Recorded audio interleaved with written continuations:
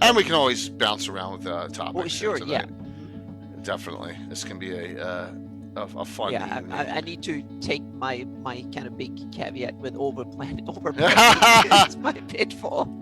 That's one I can truly admit to. Yeah, I in a way I turned my pitfall into my career. Not good for DMing, but good for fun. Great for map making. Yeah, exactly. It's other things. So yeah. So the pitfall might not be good for your game, but good for other things. So, yeah.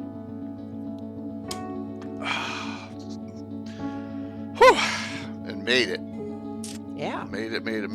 So have you been out running around today? Had some family stuff and then over a friend's house for so we had a brunch, then we had a late lunch, early dinner thing at a friend's house. Yeah. Had a little chess tournament which I won. Oh wow. Yeah. So that's great. Yeah. Yeah, we just grocery shopping, and then I took a long walk and just enjoyed the wonderful spring weather here, and then had a bite to eat and looked at my website, doing syncing stuff with my Patreon and my website and stuff, and did a little bit of backroom tinkering. So it's getting in shape more and more. So there's still a lot of work, but it's at least it's an embryo of a site. So.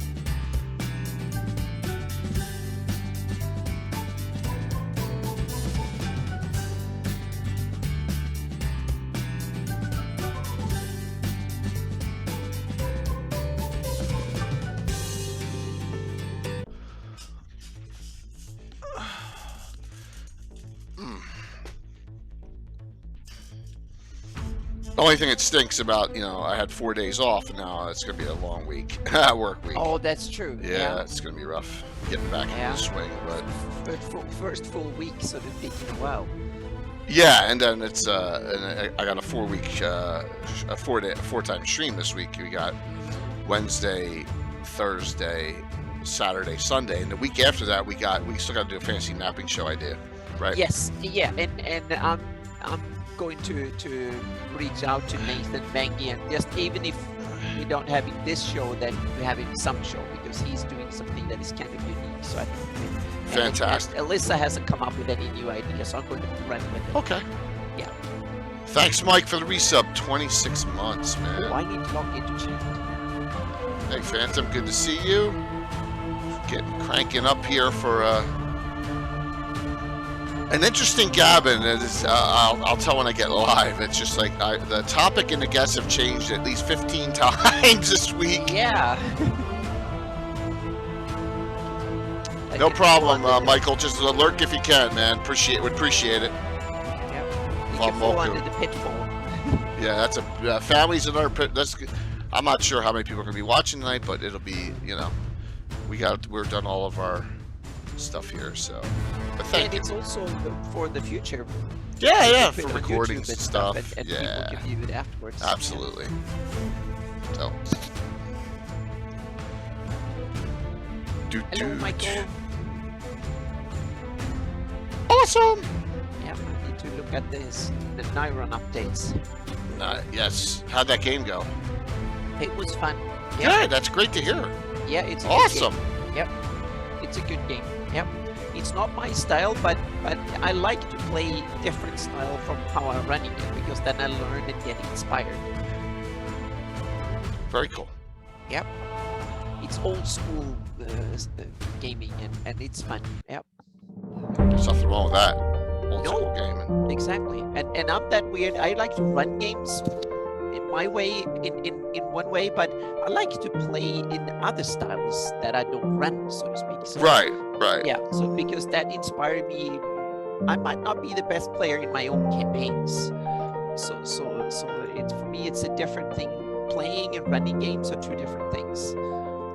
Cool. Not completely different, but in a lot of ways different. Yep. Oh yeah. Hi, Patrick. Hey, Patrick. Yep, keep the flag up. Yep. Everyone survived on Saturday morning. Only one mech got destroyed, and yeah, on the good guy's side. yeah, I saw something that looked a bit like a small Death Station or Death Star. Oh yeah, that's a drop ship. So that's Oh, what that's okay. yeah. So that's how they like. Hey, BB. Yep. That's how they drop them on planets. Like that's a Union drop ship. You can drop four Okay. Yeah. four battle mechs onto a field. So they actually had that. They had a Leopard drop ship. They had two. Yeah, but that creation, that's a big styrofoam ball with that thing is 30 years old. Oh, That wow. craft piece, yeah, around that. So I had to bring it out. I was like, because I completely forgot about that. I had it last time. It's like on the back of the shelf.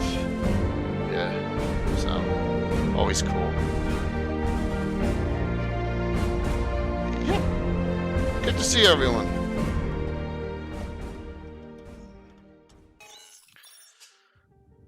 So we're gonna have some Troller Game giveaways tonight, which is cool. We will have Troller Game people on when, I don't know. So, hey Sparky. I saw Sparky's like, oh, I can comment a lot on Pitfalls tonight. I saw that in your post. I was like, oh, cool.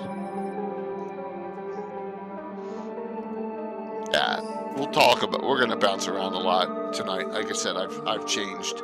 Hey, Syndicate, thanks for all the reposts.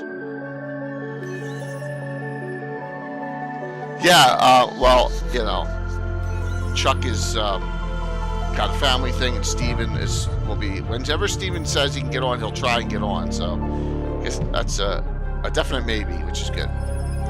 I'll take it. But he has something we gotta discuss, which is really hysterical. Hopefully I have it here. Oh, you have the pictures? Oh, good. Yeah. That's cool. I'm not going to spill the beans what it is. I thought I had it here. I'm gonna have to open up Discord and download it. I thought I did it on my machine, but I didn't. Oh, that stinks. I have to do some stuff. Shows dedication. That shows, yes. Yep. Hey, Gargamon. What's up, Amy? Good to see everyone tonight on a nice fun Monday.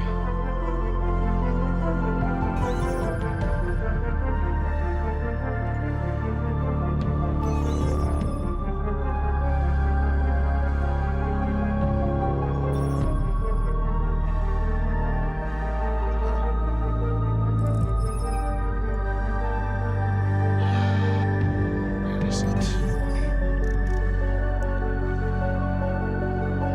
Yeah, it's really a great video by them. That's why I was like, you can't have this like not being utilized. I'll give it to me. So that's what I did. Not there. I have to go to another place.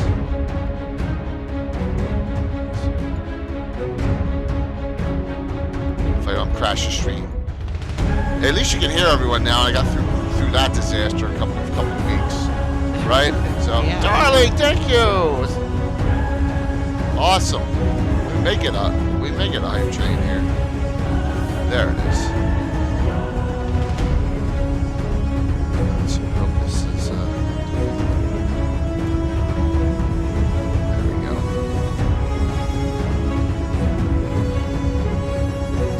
Yes. Good.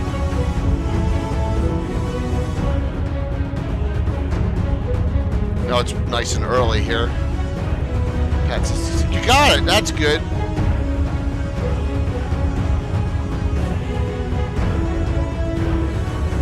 Well, I'm glad you got it. You know, that's a good thing. You got the package. It's just, you know, I spent the money for priority mail and a lot of stuff too. Particularly. Darling, I'm like 90% done that. You're running around and all that. I still work on the spell list and all, but I'm almost done with character for Saturday, and that's the last one of 7, so close for that game.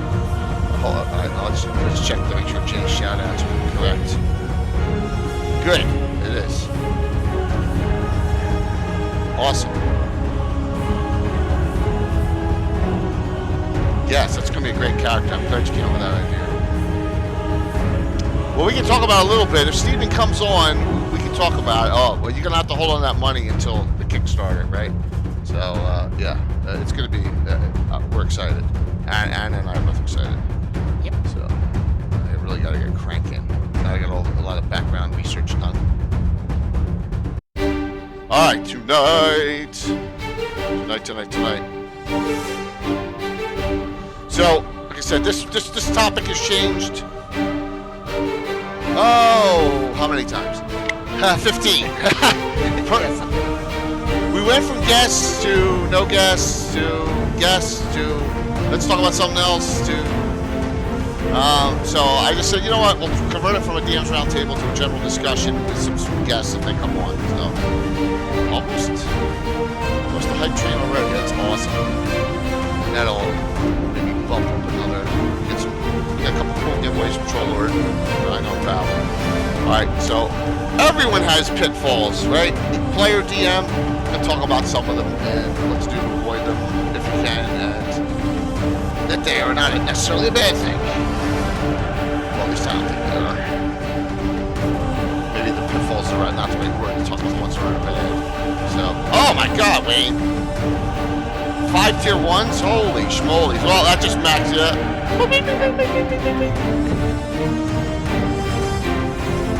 Switch it over.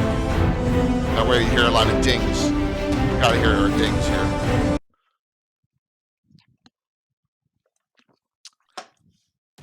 Good evening, everyone. Hi, it's just out of me right now. So, Adam Meyer, the great Adam Meyer, and me, that's what we got going on right now. Is for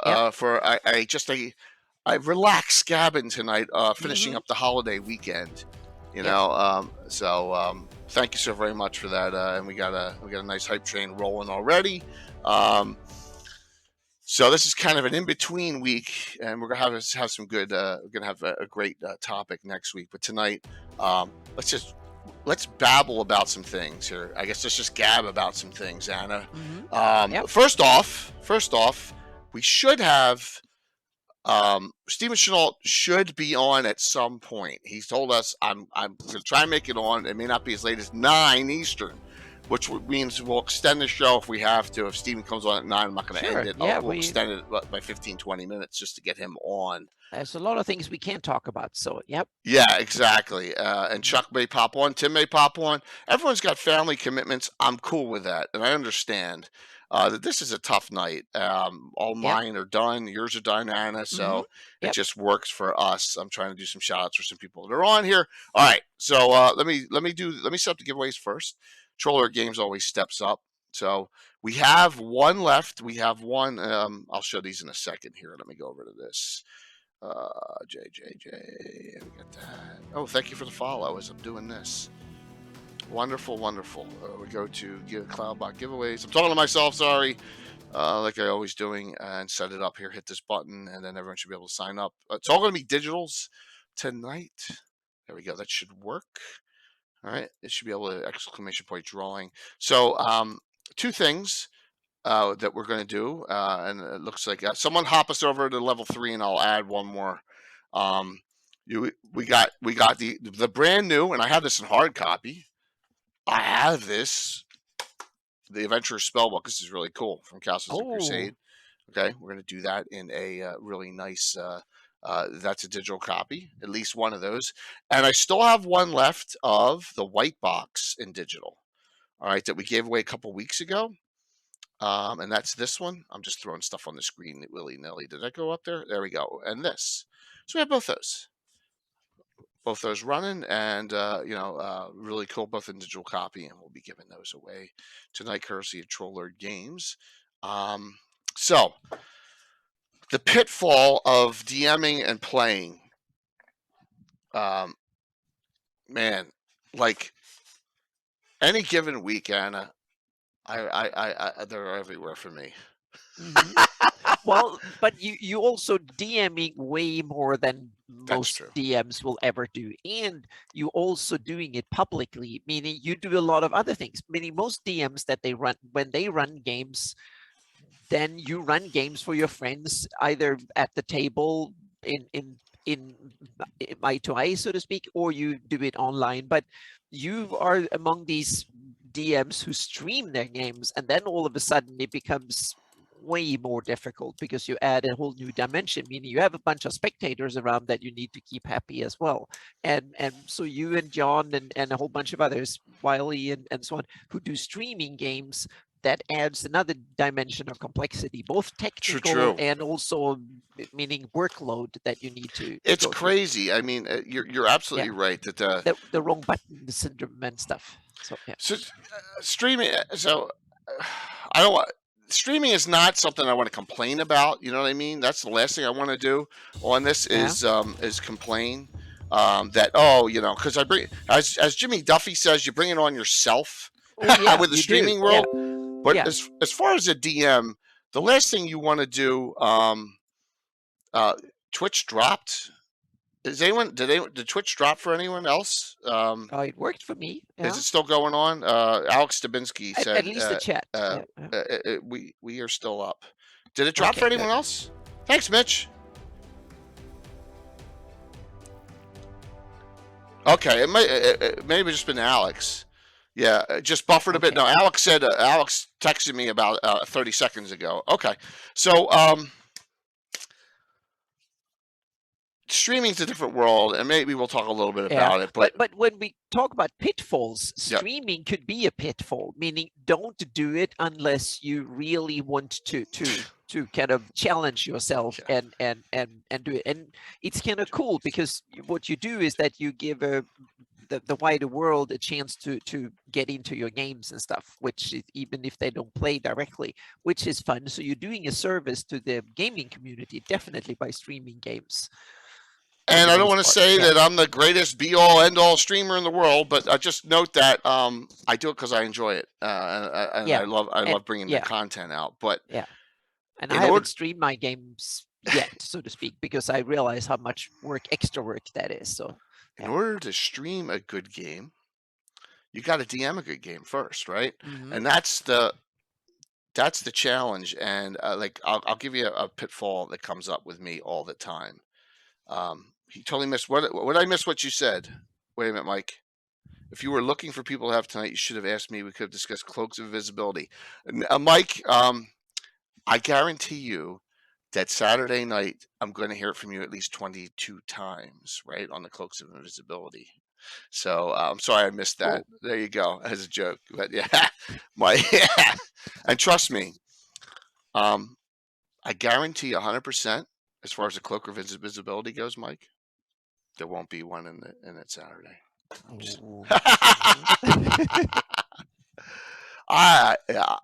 Trust me, there's another pitfall. Paying attention. Mm-hmm. So, my number one pitfall that I have at this point is creativity and figuring out what the hell I'm going to run for my guys week to week after 42 years. Yeah, it gets tough. It gets tough to challenge my players. It's my number one issue. So as you saw last week on Thursday, I'm flipping through a lot of monster manuals, a lot of things. I'm like, what haven't I used in 20 years? Or what can I utilize? Came up with the enveloper, and a one-shot because I knew it was going to be a one-shot because I had to tear down all the terrain and put the Battletech stuff up, which is another thing. One of my pitfalls is I have to now plan because I'm running different games at different times on the same table. For example, I got a game Thursday night and I got a game Saturday, and they're two different games. So if I run the game Thursday and it continues, I'm going to have to tear all the terrain down, put the new terrain up for Saturday, and put the terrain. I know I'm babbling now, but that pitfall for me is creativity. It's to stay creative. Mm-hmm. So how about you, Anna? For me, the biggest pitfall is over prepping. And it's kind of funny because I turned over prepping into a career in a way that doing maps and stuff. So I turned over prepping into something that I do in between games as my first and main one of my biggest hobbies, and then I turned it into now even a moneymaker, meaning that's what I do on a daily basis is over prepping for myself, my own games, and for others. So it's tied into my games, but only part of it is directly affecting prepping for my own games. So that was my biggest pitfall, is to over prep things. So but you run a sandbox. Mm-hmm. Yep. So I can understand why you're over prepping for a sandbox. Yep. Yeah. So, Sam, yes, Anna will answer that question right now, Samuel, as you brought it up. So we can thank over prepping tendencies for awesome ground Mac. The answer is 100% Yes. yes. Yes. Okay. Definitely. Yep. In what way, Anna? Tell about that. Why that happened? Like, Well, it's simply because I love my game sandbox, meaning it's a world simulation as much as a game, so to speak. yep. I love to build a world and then let the characters run amok in it and see what happens. That's my kind of my pleasure as a DM is to see what happens when the players take the characters into the world that I have built up on the material of Greyhawk published material and other fan material and all the material all the Greyhawk knowledge and content that I absorbed over decades now. I build a world on top of it, so to speak. Oh, Troy, Then I let my players take the characters into it and I see what happens. That's my DM style. And it's kind of a sandbox world centric kind of style, so to speak, where rules play a role, but they are not critical in the happening, so to speak, of this. The story and the content and stuff is king, so to speak, more than the rules. Rules are necessary, but they are not the main thing. If you play in my games, it's not really because you want to do the coolest character build or you want to have the most pluses on things and stuff like that. That's part of the game, but it's not the essential bit of a game. and that's great to hear because, well, and this fits into a lot of another pitfall that I was thinking about. Where the line is between, and his game was awesome. That's great to hear. Go ahead, Joe. Really cool. Thank you. Where to force your style on your players or concede to a style, like where that sweet spot is. And that is a huge pitfall as well. Oh yeah. Yeah. Because you need to have a kind of there needs to be, meaning no style is absolute, so to speak. There is a huge overlap. So we're talking tendencies of a game, so to speak. And that means that there needs to be overlap, meaning the DM and the players need to agree on a substantial amount of how the game is played in order for it to be fun. Just like the players themselves among the party needs to have a substantial agreement on where the norms and the rules of the game and how the game is supposed to play out, both with the rules and stuff.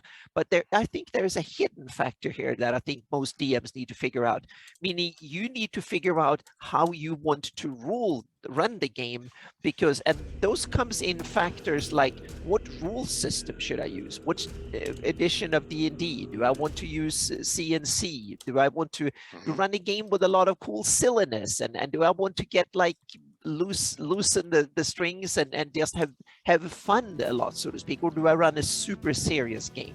Is the rules very important to me, or are they just something little in the background? These things you need as a DM. You want to figure out, how do I run, because I've run my game, because I've encountered games that I played with DMs that I think never thought about it, and they run a play style that I don't think the rule system they've chosen really supports. And I think that's important, that you as a DM, you figure out that you get a rule system and then you tweak it a little bit so it fits your game style, so it makes you as a DM better, so to speak. So thank you, Tom Joy, for coming in on a raid on your show. Thank you. Hopefully it went very well. Caught a little bit of it getting home from a family Easter brunch dinner. We're talking Pitfalls, DMing Pitfalls, player Pitfalls. Then we'll have some general Q&A on Greyhawk. We're supposed to have Steven Chenault and Truck Combo on at some point when they get back from family visits. It's a holiday. We're making the best of it, but please feel free to talk about your pitfalls that you come across in every day. But that's a good one, Anna. So you're thinking though your style is not that amenable with your edition you're playing. No, it hasn't been. And Okay. one of the things is that when I ran Pathfinder, for instance, that the Pathfinder was, I liked Pathfinder, but I realized now when I switched to 5e and to advanced 5e or level up and tweaked it a bit, that rule system actually supports my playstyle better than Pathfinder did. Pathfinder 1 was fantastic, but the pitfall was that the rules were a little bit too detailed and supported. They took a little bit too much of my bandwidth, so to speak, and so to have something that is a little bit simple, we're kind of, it's a bit of an improvement, I think, for me. And it's, but I still want to have a substantial amount of rule mass that I can tweak with and stuff. So it's kind of, I think it's really important that you pick a rule system that supports your style of DM, something you feel comfortable with, and also something that lets you develop the areas of the game that you're really interested in. I mean, do you want to run very detailed combat, big or skirmish style or big style? Choose a game system that supports it. Great point. So here's some pitfalls that I ran across in early years.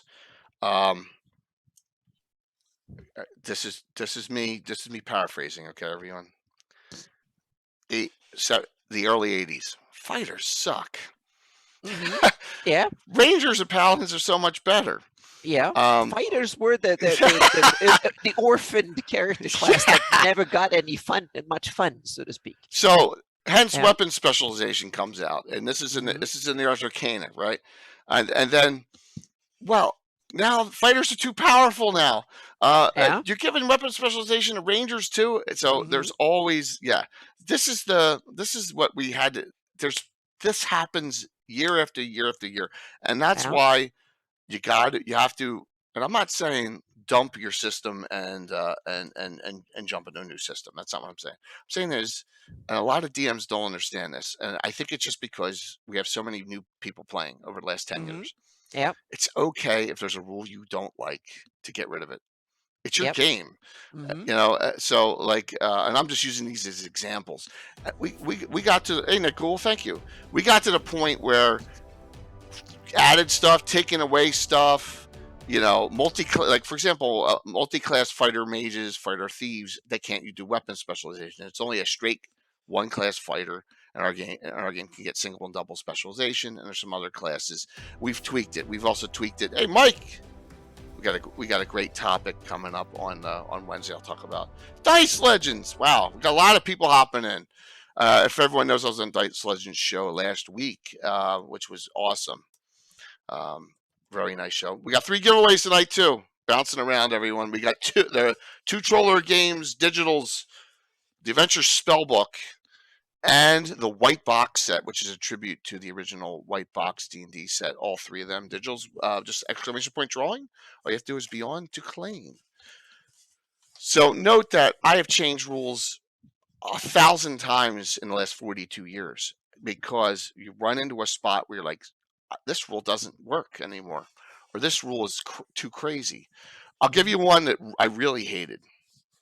And wow, look at all the new people signing up. That is really awesome. And welcome, everyone. I hated, I think it's 2nd edition, and Mike Saxton and anyone else who's a 2E or Fortunato person, they maximize like Fireball. 10-6 is max. I'm like, why? For years, an 18th level wizard was able to do 8, and then they said, no, 10-6 is max. That's it. And I was like, why did that happen all of a sudden? And so we right in the rules. Am I correct on that? It was 2E, so we removed it because I just didn't like it, you know. And we don't play super high level characters either. But that's another thing that just it was a huge. It changed the game because then it made fighters this much more powerful. Yeah. So from DCC, make fighters more interesting to play in some old school systems. So Shatter Chain, I'm going to give you an example of what I did. And my players know it because you've probably seen it in some of our streams.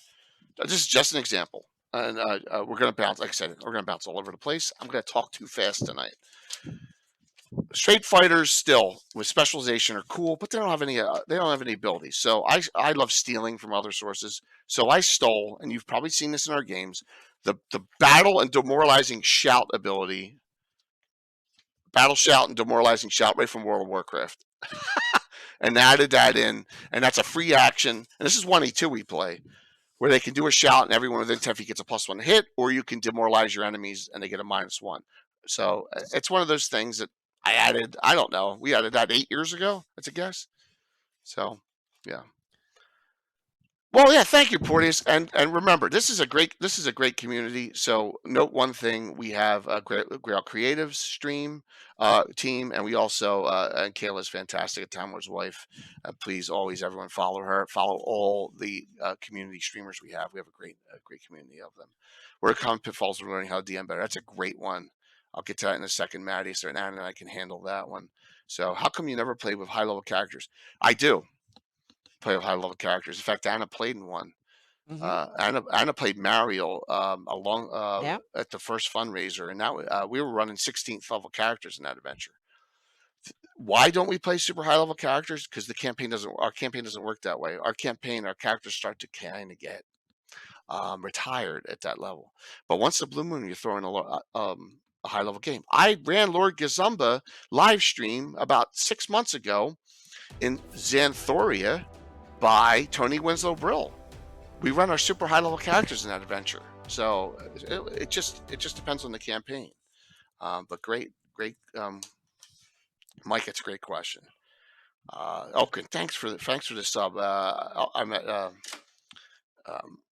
Elfgren was asking questions on the Greyhawk Online Discord about living Greyhawk and trying to get information for Verbalbank, because everyone knows, Anna, that area is the most square miles of towns. Oh yeah, it's been, but yeah.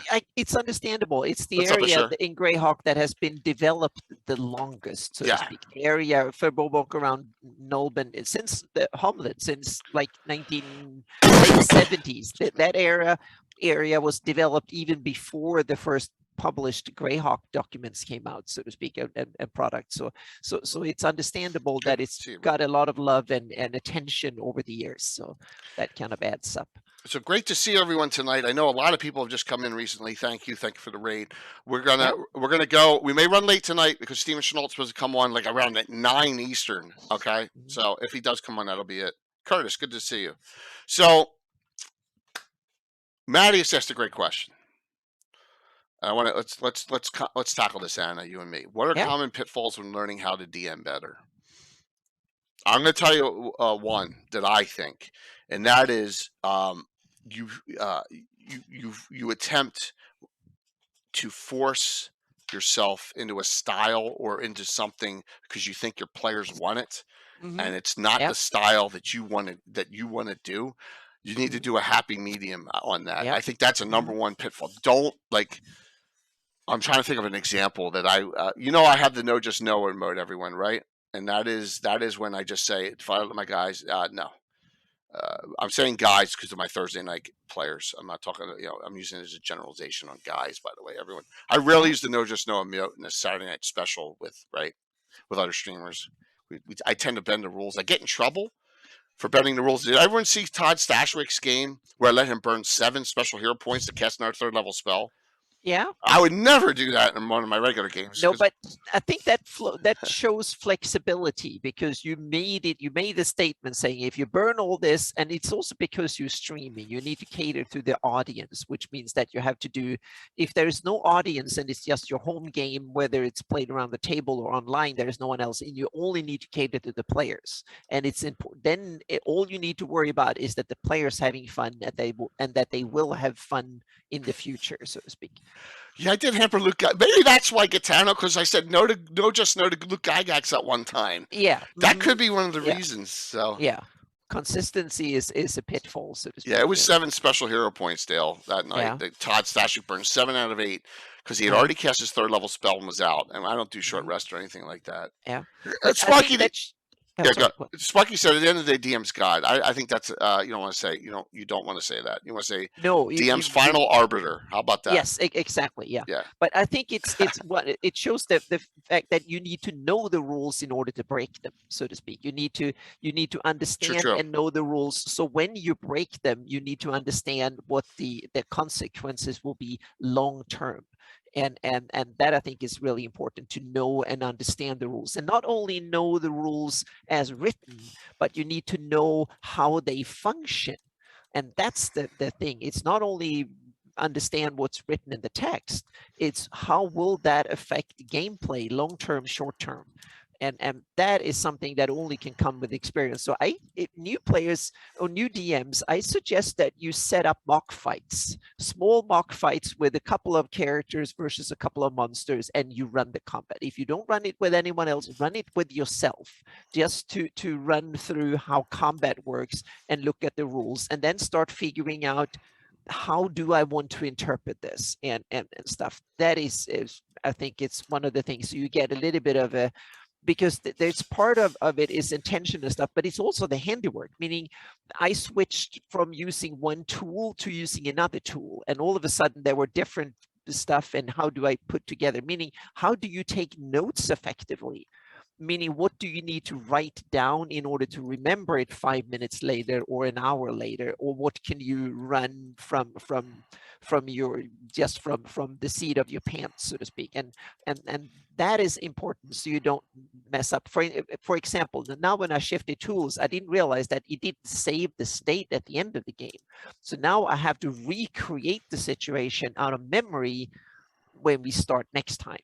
And that means that would have been probably very difficult being a newbie DM. Now I played a little bit both with the rules and I'm familiar with the location, and it's also something. So you should be the most knowledgeable person of the rules and the place, that the environment you're playing in, than the players. You should. You don't need to, but you should.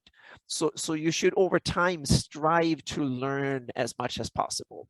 And that means both the letter of the rules and also gain experience by listening and stuff. That I think that's one of the pitfalls, is that we don't, if you want to be a DM and a successful DM, spend a couple of hours a week, every week, whether you run the game or not, to learn rules and learn games and learn the setting and learn the whole environment, the tools you're using, etc. It's a craft that has many dimensions. Absolutely a great point. So a couple things. Let's go in some great audience comments here. This is a fantastic discussion tonight. Mike Saxon, I've been running into that pitfall lately. I have a new player, doesn't seem to be enjoying my old school style, and I keep trying to please him, but I'm only making myself miserable. That is going to have to change. Absolutely. Yep. Mike, absolutely going to have to change, because you're there now.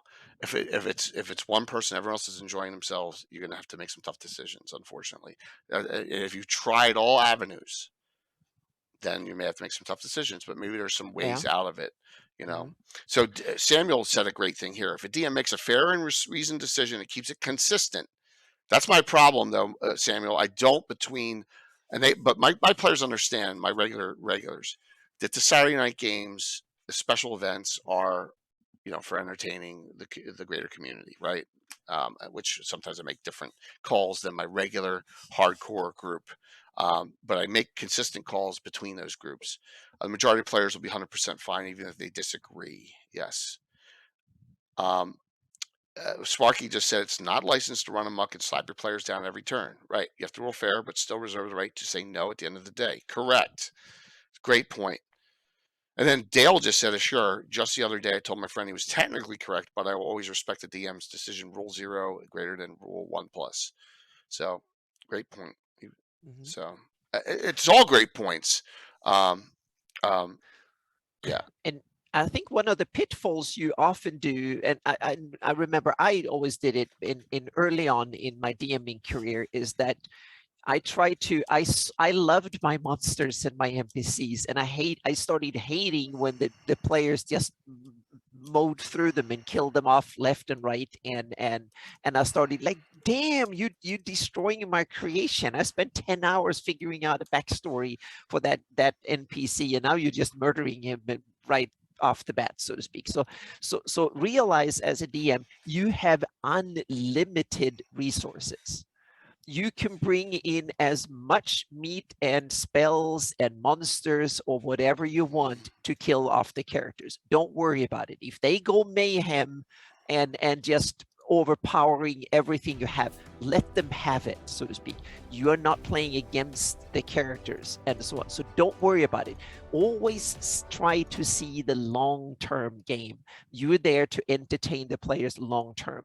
And that's when I think running a sandbox game comes into play, because I can always see that, okay, now you upset. If you go murder Homebrew and you can plow through whatever opposition is in the area at the moment, that can punish you later, because that means that someone is paying attention, someone is coming up and getting strong and thwarting my plans, and that means that bigger fish will come for you to fry later, so to speak, as a party. So always realize that don't always try to make it maximum hard for the players. Let the players have a field day and enjoying the fun, so to speak, at times, and then hit them hard afterwards. But it needs to be logical and fit in the cool story and stuff like that. Remember movies, you need to dial up and down, and if the players plow through your orcs or whatever, have a nasty surprise at the end or something. Think about how you can turn that into your advantage 2-3 sessions later. Always realize that you're not there to don't give to players what they want immediately right away. You need to entertain your players long term, not short term. Don't fall to just give them whatever whim they're asking for at the moment. A bit of frustration, and then have the players cash in, and then frustration again and have them cash in. That I think is, and then if you succeed in that, tell me how you did it, so to speak, and because I want to learn from it. But that, I think those are long-term fun is the key, I think, to a campaign. So consequence is vital, Samuel, right? Yeah. And you know, it's 100% vital. And I've always gone back to, I had one of my players, an elf, slaughter a bunch of kids. They were evil, and I'm like, it just didn't fly with me. So he's still feeling the consequence of that action a long time down the road. You have to do that. As far as so Maddie has still said, what other pitfalls in early development can you have? And I don't relate it to streaming, but I know that one of the things is you detail level, and you can really overdo detail or underdo detail, and that is just some of your players you'll know when they're bored or when they're not or when they're excited. For me, you watch me play, watch me DM. I am not an overtly descriptive DM because I have a table that shows the situation. Maybe that's a pitfall of my own. But a Theater of the Mind DM, a lot of them are fantastic at how descriptive the nature they are with things, and they go into very great detail. Now, can be a wonderful thing, but are your players the type that are going to enjoy that kind of gameplay? That's where you got to find there's that happy medium and that happy feel. Exactly. It's only a pitfall if your players don't like it, but I know my guys, right? And my play styles evolve because I know my players, and that's just, and it's not a good or bad thing. It's just different. And Anna's players, we all have players come and go. I'm no exception. I have 5 or 6 regulars now, and Tim plays when he can. Marco's been away for a while. He lives in Ohio. But there's another 12 to 15 people that have gone in and out of the game since 1980 that have played. Some for maybe 6 months to a year, some for 5 to 7 years. and they no longer play, and they move on, and it's just it's the way it is in real life. Yeah, so it's like friends. You Yep. when you change, and I mean, I've changed my main gaming group about 5 times through life. I think usually about a decade each, and then they, for some reason, they fall apart. I move, or a lot of other people move, or something else happens, and it fizzles out. And sometimes I think it's also simply because now we played for 10 years together, and we kind of exhausted our change is a good thing in that sense, so to speak. So that might be a factor too. They want to test other things, and there's nothing wrong. And that is the other thing, is that pitfall that I've fallen into, that I try to mitigate. There's two. One another one I want to save for later, but one is that don't always try to run the perpetual campaign that goes on forever and ever and ever. Some of the epic DMs like Jay and others have campaigns that run for decades. You don't need to prep for that, so to speak, and you don't need to have the ambition to. You can just buy an adventure path or an adventure module and just run it. Yep. And then next month come up or buy something else, and or download or use or invent something and just run it. You don't have to run long-term campaign arcs that span a decade in real time, and maybe even longer in game, so to speak. That's not necessary. You can run fantastic games just running one shots. And it doesn't, it depends on the play style and how often your players can play, etc. So you don't need to have kind of epic spanning campaigns. It's cool, but not necessary. It's not. For me, it's necessary, but that's where it's evolved to. For me, it's almost necessary too, but I'm trying to paint myself out of that corner. By my plan future is to have mini campaigns that go around 5 sessions with play, but then I need to have pre-made characters that have backstories that fits into it. That way I can rotate players in and out and say that it will be a 5-session game on average, so to speak. So that's what I'm aiming for to do it, and it will have like a built-in goal. They escort a caravan, and when they get to that end, that's the end of the campaign, so to speak. And so that is something I want to try and get to. We'll see how that will work, but that's one of my DM goals, is to start doing that and test it out. So, all right, I got a question that I'm going to answer here. It's Elfgren, who, like I said, was in Discord, and is kind enough to come on here. He's been watching. Yes, he's been watching, I think, on YouTube. Awesome. Watching the Live in Greyhawk. Asked the question: how much of your campaign would you say used official modules, and how much is your own homebrew? All right, switch screens here, and Naz is on. Good to see you, Tim. Wrong button. I'm not going to show that yet. Hit the wrong button. I did it. That was it. Oh my gosh. I wrong buttoned it there. Oh man. Yep. That's why we have an emote now. I was just going to say you have an emote for that now. Oh my god. Yep, wrong button. So I got the Greyhawk Adventures by Jim Ward. Let me see if I can find this. Yeah. But that is a great question, and JME will have different answers that I think will be enlightening both of us. Yeah. This is adventure number 1. I rarely show this. This is adventure number 1. This 2. This one's old. This one's not updated. Damn.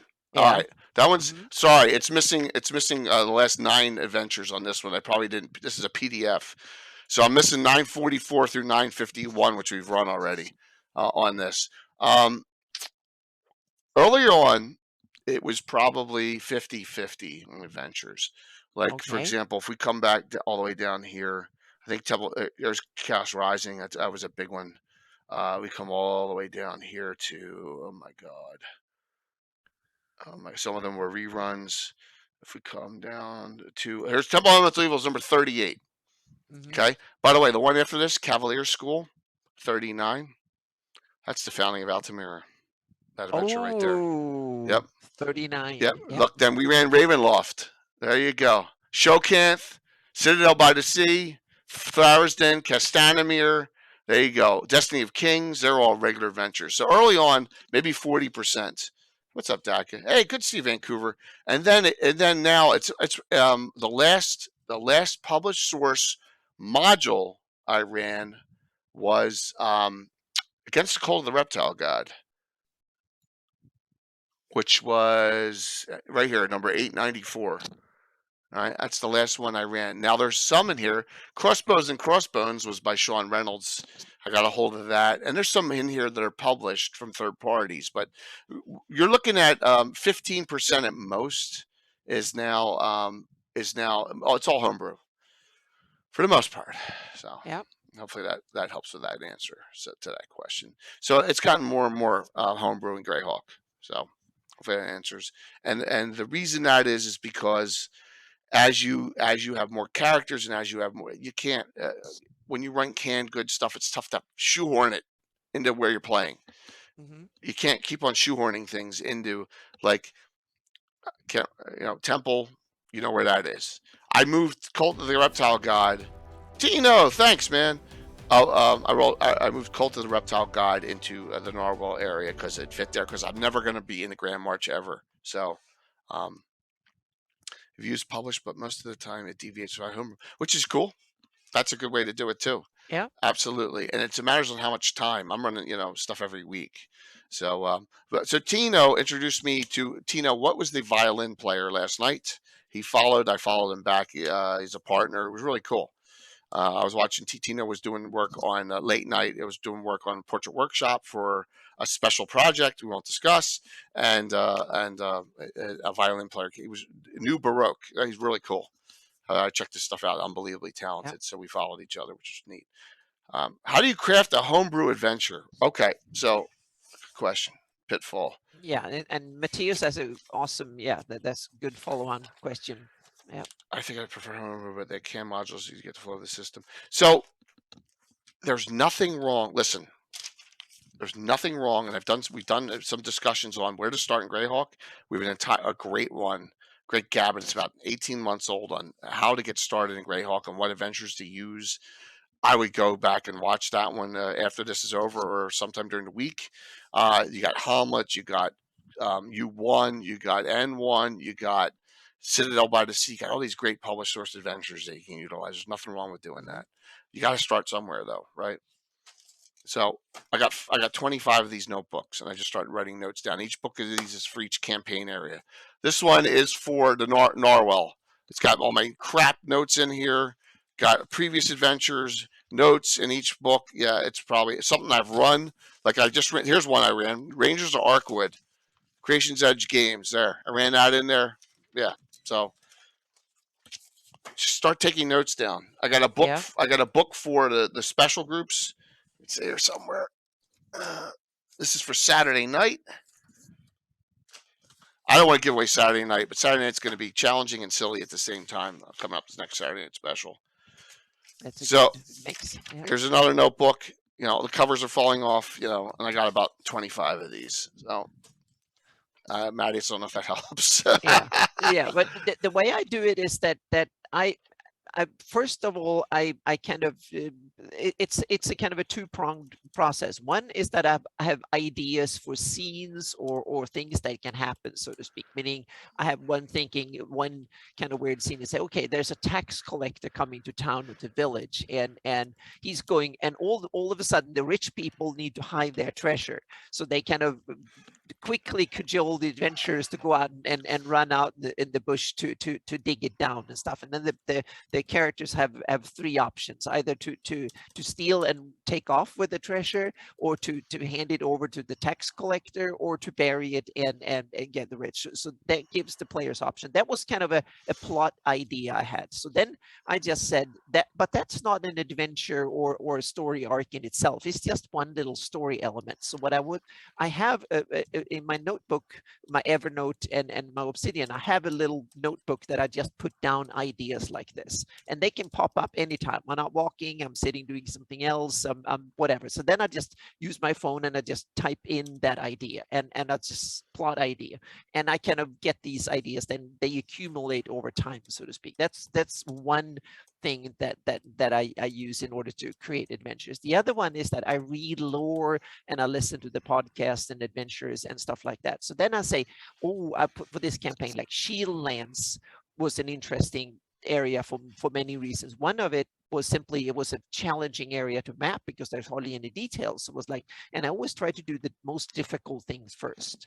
So I kind of say Shieldlands is an interesting area. It's a borderland. It's kind of so okay. I want to I forced myself. I can do that now, trying to challenge myself and say, okay, I'm going to run my next campaign in Shieldlands in this is like 3 years ago. And so I just decided to do it. Then I started reading about Shieldlands. I started reading all the material I can get my hands on, and started reading about Shieldlands. And then I got an idea of, then I built the history backwards in Shieldlands. What happened before this to get to that point? Because that way I get all the myths. And it was also key for me to figure out what locations are there in Shieldlands that is not talked about that underpin the history. So I basically created the history for the past 10,000 years of Shieldlands. Just rough in the beginning, just a rough idea, and then more and more intricate. And I got a bunch of locations and stuff. And then I looked at the terrain that I was making in the meantime and took these locations and put them in the terrain. And that fitted the story, so to speak. And then I have, okay, and the next step is to start thinking, who are the antagonists? Who are the power brokers that runs this place and used to run it? And what kind of conflicts and interesting stuff could happen with these politicians in a fantasy sense, meaning wizards and warlords and thugs and whatnot, so to speak, from Ayus and the Katarina running the Knights of Holy Shielding now back to the story. Then I realized that, okay, now I wanted to build the backstory. So I started to tweak it, look into history and say, okay, who is sponsoring this conflict and stuff. And then I built the political framework over it. But that kind of just gave me the overarching things. Then I needed a starting location. So I invented a little village, and I say, okay, what is this who lives in this village? And what are these local little thugs and heroes and stuff? What are their role in this big scheme of things? And then I say, okay, if I place the characters there, what could happen? And then I realized now it's time to look into that plot thing, those plot ideas, and put them in and say, okay, we start at this date. What kind of plot idea could I start with? And I realized that, okay, I use that they're getting slaves. So there's a slaver, slavers, I use, and his henchmen are bringing slaves to it, and those slavers are being hunted by the Shieldlanders and stuff. And that was how I started the campaign with it. And there's some spies, and so I built that little mini setting in that little village based on the previous research that I've done over a couple of years. But that's my method of building big things over a long time. But when I say the map and stuff, that's what I can do. I take myself the luxury. I didn't run games for 3 years building this, and now I have enough that I can run for some years actually playing in this. And then in the meantime, I'm now thinking, what will be the next campaign that I can run in 2 years? And then I'm repeating the story, the whole thing in another area of Greyhawk, so to speak. That sounds familiar, Anna. Yeah. Mm-hmm. Yep. So a huge pitfall for me, Mattias. 26 adventure groups is too many. And I know it's insane. Mm-hmm. Yeah. But it's gotten to that point where we're just going to run with it at this point and just say, Mm-hmm. wow, that's what's unique to our campaign. So what I do is simple. Come up with an idea, then decide where and who. Because each, like, for example, there's Hardby adventure groups, Greyhawk, Altamira, the Knight of Ulick, Vespi Forest, wherever, right? And decide. Then make sure it makes sense for the level of the group that we're playing, and then flesh it out. And, I don't understand CR rating. I never did. I don't need it. But make sure that there's balance in what I'm trying to do. Make sure it's Well, going to be a you know challenge. the game enough that you Yeah. don't need it. You can look at the numbers and crunch it in your head and say, okay, the monster has these features and abilities, and the characters are this good. So you can you get a sense of the odds. But I think CR is basically for newbies who haven't played long enough to be able to read and do the calculations. And I use CR a lot because I think it's a good kind of general measure if I just want to search for possible monsters to put in there. So I kind of what am I looking for? Then I can select from, meaning I want something that is mid-level, so maybe from CR4 to 7 or something like that. Then I search among those monsters to figure out what could work, so to speak. All right, let's see if I can share another secret here, because we had Yeah. what 26. Let me see if I can find. Yeah, but Scott, Scottish Jeff, he a good point, meaning that the stories that they have a tendency of taking a life on their own, and that is meaning it's like the battle plans never survive, the combat ensues, and the campaign starts, and the stories go haywire. So that I think is also very important at Pitfall. As a DM, don't tie yourself to the mast, and you have to force your players into a story. Don't, so to speak. If the story wants to go some other way, follow it, so to speak. That, I think it's really important you as a DM can follow it and improvise as well as the players. And in some ways, I think it's even more important that you as a DM that you be able to improvise on just on a moment's notice. If the main antagonist that you thought will be killed in the first combat escapes for some reason, then that changed the campaign, and or vice versa. My players, they killed off the one of the major villains in the second session, and I realized that they changed the story arc of the campaign for sure. And it's kind of interesting. And in the beginning, I was like, damn, that now goes a lot of it out the window. But no, it's actually opens up a whole new era of kind of cool things. So try to make lemons or lemonade out of lemons. That's a talent you should develop as a DM. All right, this is a spreadsheet that Yeah. Alan has put together, and these are some of the adventuring groups with the characters: Bloody Brethren, Reborn, Huntsman, Vengeful Judge, blah blah blah, all the names, right? And then each player and what characters they have available by name and the classes. So this kind of helps me. Yes, see, this is the level of detail. I don't ever share this stuff. No, so, but it's yeah. cool. So now you get the idea.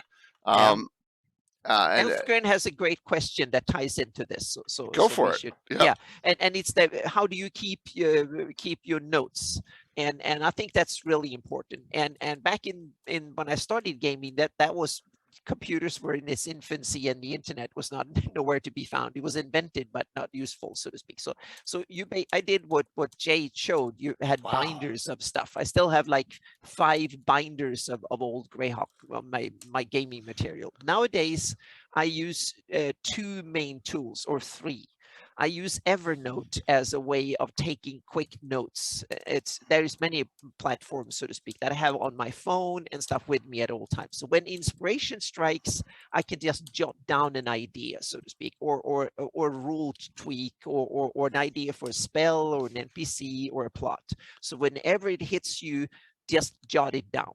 Just write it down and store all that in one spot, and also tag it. If it's a certain type of adventures tied to a certain area, give it a tag of that, so you can search like everything related to Keelland or elves or dragons or whatever it is. So because over some years you have hundreds of these plot ideas, and keep those ideas even when you use them, because you can reuse the same idea over again in a new scenario 10 years later. So never delete ideas, just keep them in the idea bank, so to speak, that you can look through. And then I use, for my main stuff, I've used for several years, I used a tool called Realmworks, but they stopped developing it. So now I used a tool called Obsidian. It's actually meant for various like students and others to do note. It's an open source notebook thingy.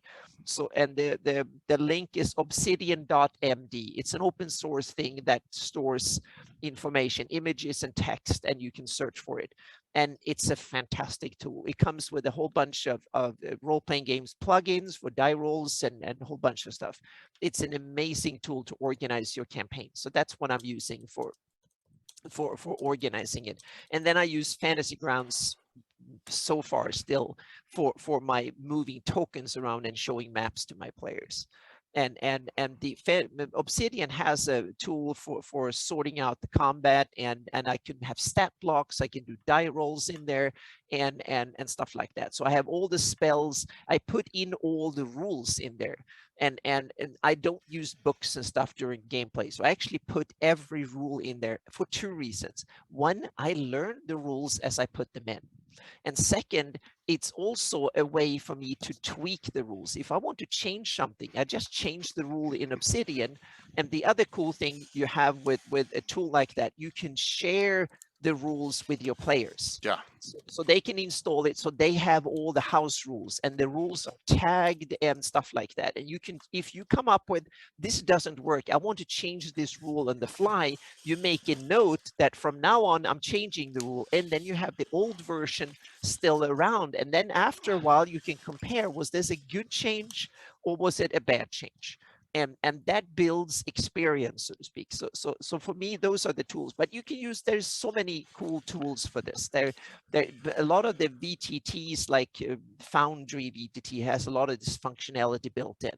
And there's things like Evernote, OneNote. You can use Word documents and various other things, or cool binders, especially if you have wonderful handwriting. Then you can store it in old paper. The good thing with digital is that you can tag it, you can search, and you can also have it with you in your phone and stuff, so you can study it whenever you have some time over. Well, so going off on a tangent, Bones just told us the first time ever we were highlighted on the front page of Twitch. Oh, wow. Just now. And she sent me a screenshot. Made it. Thank you so very much awesome for letting us know. That's the first that I've ever heard it happen. Thank you. That is awesome. Very, very cool. So what's in the book? Yeah, thanks. So it's really nice to they're really trying. Twitch is kind of expanding out to some of the smaller partners that they have, which is really great. I mean, by the way, you get to see Bones and Darling and Mike Disney and Taryn and Stella, Holly Monster, Stiletto Assassin on Saturday night coming up. It's going to be an awesome game. Awesome game. So what's in the book? I like holding stuff, and you see we have our pile behind me that I say, grab the books from here. And if you ever notice, Bill and Alan have this pile on the table at the end of the night because they're pulling out books. I think it's cool that's the way we play. It's an old school feel to it. So we just and it's also part, you play around the same game table, which means that then it's easy. But before, for 10 years, I played, when I moved to California from Sweden, I played in game stores. That was the most of the time. And then it was kind of difficult to hold everything. So that's when I moved my game digitally to my laptop. And so I had my laptop and my tablet with me, an iPad back then. Now I use Android, but that doesn't matter. You can do it with both. So then I had those tools with me, and my phone and my camera, because when I drew things on my tactiles with the dry erase markers, I just took a picture of it. So that way I can be inspired, took a picture, and put it away for reference. Because one of the key things is that when you create a location on the fly during the game, it's important that you somehow preserve it, because the players want to take their characters back again after 10 years. And then you want to make sure that the buildings are in the same spot, and so on and so forth. So try to preserve it. And that's one of the beauty when you stream your games. Yes. Because then you get a video with everything that happened during the game. So sometimes, with your players' permission, of course, if you use Zoom or something like that, you can record your sessions, and that way you can actually get everything saved, which is kind of amazing. I haven't gone to that, so I've learned to take notes sentence by sentence during the game, so to speak. And also, that's the other beauty of using VTT tools like Fantasy Grounds, Roll20 and stuff. You get a chat log that you can save and copy away, and that way you get all the die rolls and you remember, oh, did we cast a spell and stuff like that. So you get, and you can just take screenshots of the battlefield every half hour or every 10 minutes. That's what I'm going to show you. And everything happens, and you can save them in. So here we do have a guest coming on. The ever mysterious Tim is hopping on, which cool. is good. Awesome. So, why do I do this? Why would I do this? And the here is part of Free City of Altamira, right? And we go here with let me get the main joust. I'm just doing the joust just to have. Oh, come on, picks should be over here. I want this as a hard copy just to know where I'm placing buildings and stuff, and it's helping out. It's helping out for now our Altamira planning, which are older games. Oh my gosh, look, Tim is all dressed, all neat and ready to go. Yeah. So note that it's another media platform that you have permanently. Twitch, we have the Twitch views, videos, and we have also the stills of the table where certain buildings are, certain businesses are. And you can take pictures during combat, especially if you use minis and stuff to recall the battle afterwards. And now, thanks to modern day smartphones, it's easy. You have a good camera with you. Sorry.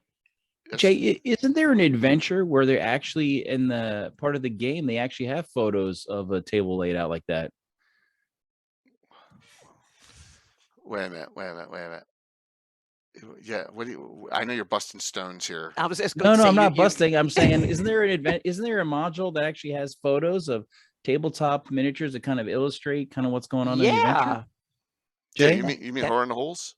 Yes. I'm not Casey. Sorry, Casey. Yes, there is. Cool. Yeah. There is. Yeah. Yes. My first published jointly with Carlos adventure. Yes. So good point. I was the opposite. I know it was a feeder in and I missed it. I missed that. It was a curve. It was an easy one. All right. So physical. What's in the book? This is our rules. This is our classes and races that are allowed. It's all right. Here's the chart. See all the classes, all the races, cross-reference. You cannot have halfling wizards in our world. It's old school Greyhawk. Sorry, I don't mean to upset anyone, but that's just the way it is. As an example, but that's old school. Our moral and ethical standards are too high to allow that. We don't have half-orc paladins. But that's the way it was back in the day. It's not a slight against 5e. Everyone can play. It's just the way the game is, and I haven't had any problems with it. So, and then you got your proficiency list. You got all your supplemental rules, crazy stuff like a master sword list for all. If you want to use a Sayax, if you want to use an epee, all the hit and damage in here, all that stuff. So gnomes are allowed. In fact, Darling's going to be playing a gnome Saturday night. Gnomes are fine. Gnomes are part of Greyhawk originally. Absolutely. The whole crowd. Some might say gnomes are preferred. Yeah. Oh, yeah. Yep. So, and just note a lot of updates. For example, say I want to make some changes. Updates to the Ranger class, right here. Just that's what this book is. And now you have 20 of these different books. This one's classes and races. That's it. And the other one I have up here. Yeah, go ahead, Anna. I was going to say that shows the beauty of rebinding, meaning you can remove and replace a sheet of paper as going, meaning realize that these things are not static. They will change, and they should change and evolve as you as a gaming group and you as a DM evolve, so to speak. So you will evolve and have different needs over time, so to speak. And that I think is a good thing, because games should evolve so they will be more fun and stay fun over time. Yeah, and we have half orcs and half ogres, that are in the Order of Ulick. So we're not like saying, no, you can't play those races. We're just saying it's going back to the base class race crossover list. That's all. The advantage of I guess the full inclusive of everything is that anyone can play anything and everything. And I would also say the disadvantage of that rule system is that anyone can play anything and everything. Yep. So then it's kind of like Troy made me laugh, and now I got a cough. It's like there's no difference. Yep. And I think that there's another good example of the fact that it has up to your play style, what your players want, and your preference for world building. Meaning, how do you see evil and good and stuff like that, morals and ethics or whatever work in your world, or you don't care much about it at all. It might up to game mechanics, and you want cool mechanics, functions, and ideas and scenarios that are the important bit. Don't make me laugh. Yeah. Yeah, Troy, you made What me did he laugh. say? Yep. What? He said gatekeeper. Like, yeah, the gatekeeper, a clown or whatever. Yeah. Yep. So that was good. All right. So you also done our play start setting fundamentals. Well, so one thing about these discussions, my way is not the right way. Tim's way is not the right way. Anna's isn't the right way. Your own way is the right way. Exactly. Meaning Okay. we all had different ways, Yeah. and they're all cool and interesting. And no matter what you do, there is always advantages and disadvantages to all of them, so to speak. So there Exactly. it's a trade-off. If you emphasize on something, that means that something else get less attention or less love, and that means that you have to emphasize on things that you like, because you only have so many hours to play, and there's only so much attention and so many rules and stuff that you can cram into to covering it. And that means that you have to it's an attention economy, just like you as a character has a economy of rounds and stuff. So they have to, if they do something, that they can't do something else. So the same goes for the game in general, so to speak. So you have to figure out what you want to emphasize on. So, Nagul, that's a great question. I have a simple answer to that. Yeah. He said, so with so many adventuring parties, do you ever have any issues keeping track of loot? No. Here's rule number one, and I learned this lesson about 30 years ago. Does it keep track of what? How do you keep track of loot and keep track of everything? Player character sheets, the originals, they never leave my house. Yeah. Okay. You've probably seen the color-coded folder. Everyone has a folder with all their characters in it. I don't care if they make photocopies. I don't care if they, but the originals never leave the house. And I'll tell you, we lost a whole bunch of sheets once because, and I'm not going to name names. Someone was driving and flipped their car with one of their folder in the car. Yep. And that was it. I said, nope. Yep. And I have it wasn't Tim. Which is a pretty good reason to lose a sheet. I mean, if you're going to lose one, that's a pretty good one. It wasn't Tom either. But I use a digital equivalent of that, and that is that we have a Dropbox share that I put all the Obsidian files for the rules, and then there we also use PDF character sheets for the characters, so I can look at the characters, and if a player is not there, the other players also have access to the other players' character sheets. So that way we can run the character even if the player is not there at the moment. And build a mastercraft is fun. I wanted to add something though, Jay. Yeah, go for Jay it. Keeps him there. He keeps him there because for safety, security, simplicity. Plus, he does the experience points. He'll identify proficiency slots into that. Yep. It's not because he's worried about us cheating and like adding stuff, because we don't game with somebody who we think is going to cheat and add stuff. We had one that did that. Right, and it didn't. It didn't work in his favor. Yeah. We did. I've had it all. All right. So I've had people. I've had the same person change stats. I had the same person always would add elixirs of life to his character sheets. Yeah. Well, I've seen it all. I've seen it all in 42 years. Trust me, I don't have any of that problem now. Yeah, but I think it's also good for as a DM, you should have access to your player's character sheet in between sessions, simply because that helps you prep and plan, so you have an idea of the capabilities of the characters as they evolve and run into the game, so you can kind of prep and expect it, but don't overuse it. Only super genius enemies, that really smart enemies who will know it, so to speak, that they will make use of detailed knowledge of the players. A lot of monsters and NPCs and stuff, they have no clue on who they're up to. So yeah.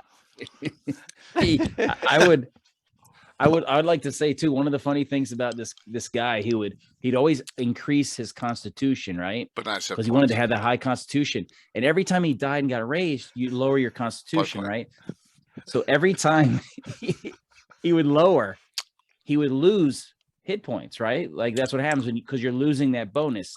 Well, he would raise his constitution, but he wouldn't add more hit points. So what So then good's that? it kept going down, and his hit points kept getting lower and lower, and it was all due to his cheating. Well, so Yep. Uh-oh. Yep. here's a pitfall, and I'm going to air some dirty laundry here. What if an actual physical fight breaks out in one of your games? We had that happen once. Oh, you mean at the table? Yeah, we had that. We've had that happen. That yes, Yeah. this is back in the early '90s. Same person that we're talking about now. Uh-oh. Went after another person, and I'm going to probably tell the story wrong. See, you guys are getting all my dirty laundry now. Hopefully, now I was on the front page of Twitch. It'll That probably was be the last Pitfall. time What happens we're when on the real front page combat of breaks Twitch. out? Yep. So, oh gosh, so this is what happened. We're around the I don't table. think it was there. I don't think you were there. It was Garnett was the subject of the pounding. So this is what happened. Guy died, and he said exactly what Tim said. But I'm going to lose a point of Constitution. It got dead silent for 10 seconds. Guy all the way on the other table was just real quiet. Went what? And just whacked him, and he went crazy and went over. And Alan, who Alan's like 6'5", right? And Alan just wrapped around the guy, and that was it. So yes, those are the days of being, yeah. That's the kind of stuff we had to deal with in the '90s, early '90s. Yeah, so 30 years ago. I wish I was there. Yep, and some people don't play well with others. Yeah. But I haven't had. Oh, there was the one kid who I did want to beat up, and I was very close to giving a treatment to him. Yeah, well, he opened up. So we had someone open up an umbrella in Tim's face once. No, it was one of those spring-loaded expandable ones that he had wrapped up, so it expanded and came out right here. Yeah, it almost hit me in the face. And this is. Were you officially in the military at that point yet, or you I just don't know, arrived? it depends on if it was in the 80s. You were in ROTC, I think, at that time, right in college. Yeah, so yeah, we've all been through it, and just know that dodge, dip, dive, duck, and dodge. Yeah, so we've had these problems and we've had these pitfalls, and I haven't had a new regular player in my group since Bill. Right, Bill was the last one. And that's like he's 92. The noob. He's the noob at 92. Yeah, I had a player here in California that was trying to almost cheat using the rules when my character was asleep to steal stuff from her and do all that stuff and didn't want to rolls whatever. So the DM stared at both of us and since it was in my house, I was not running the game. I was just one of the players. So I simply walked over to the door and opened and then told him, "You should leave now." And everybody was staring and then he was staring and then the DM said to him that you should probably leave now. and he stared and say, "Why?" And it's like, if you don't understand that, then you should definitely leave, I told him. And then he walked away and he walked out the door and he looked very confused and that was it. And so then we all said we're not going to play with him anymore. So yeah, that was it. So yeah, that's the closest I've got to having something break out, so to speak. So yeah, but sometimes you just have to it happens every 2 decades or something like that. It's not often, but sometimes you and I never played with this guy before, so that was probably part of miscommunication was part of it. So and I didn't want to risk having more communication, so that was, I thought that was the easy way out for me. Yeah. So Amy had an issue and she dealt with it pretty quickly, and that's a good thing. Well, you dealt with that situation. A lot of times, I'm fine. In the '90s, let's be honest, I'm still finding my way as a DM. I mean, still. We all do. Yeah. We get better and we change things and we tweak things. And we are not super hardcore in the minis and terrains until super hardcore until 2000, when Monster Miniatures, the plastic D&D miniature series came out, because we just didn't have. I didn't have a gelatinous cube mini until 10 years ago, right? I didn't have a freaking Manticore mini that was painted or, nice stuff. 20 giants or a bunch of orcs and kobolds, and you always just use the mental miniature. We call it the fishy box. It was that box of slag minis, right? And that represented whatever we were using. Now we had painted PCs. What was that? And we did not have the terrain just didn't exist back then. So play style develops. Yeah. So that was interesting back then, and a lot of let's see. We had Dwarven Forge. We had Dwarven Forge before we had other terrain. Really, Dwarven Forge was out in the '90s. The early stuff we still used. DMing Pitfalls. Do you call you? Is there a call you made as DM was wrong? You still regret? Oh yeah, absolutely. Oh yeah, you always have stuff you regret. That damn, why did I do that? Right. Why didn't I do something? Here's one that Alan's one of my longest players is going to say I regret, but I don't. Okay. Back in the day, does anyone know what a Talisman of Ultimate Evil does? No, I heard of it, but I can't remember exactly what the. It's in Dungeon Master's Guide. Yeah. So it's in Dungeon Master's Guide, and a Talisman of Ultimate Evil. There's no save whatsoever. So if an evil priest has it, boom, activates it, opens up a hole around a good priest, swallows them up like an earthquake, sucks them away, and they're gone forever. No save. All right, I did that to a 22nd level in the Monty Hall days. I did that to a 22nd level cleric. Yeah. All right. Do I regret it now? No, it's too long ago to regret, but I hear about it once a month, right, Tim? Oh, and Tim, probably shouldn't have done that, Jay. Yes, and yeah, it's great. I've never given another one out ever, Dale. Here's another one. Do I regret this? No, but Tim's going to argue about it every time. It's stupid freaking Trapper, and during the fundraiser, yes, it was totally wrong. Absolutely. Yes. So exactly, because there's stuff I regret. Absolutely. Yeah. There's things you're not human if you don't regret things. Yeah. That you did. I ran a party where they have evil players, or not evil players, evil characters in the party and stuff, and that caused conflict and stuff. That friendship ended with, and that was sad. And I should have seen that come in, and I should have stopped it or mitigated or talked about it earlier. I just let it run and say, "Oh, these guys are friends, so they should just handle it," and I didn't help. So that was. That was a wrong call, and I'm really sorry for it. So that was not fun at all. That was a mistake. Yeah. So, and that's a sad thing about real life with D&D. Mm-hmm.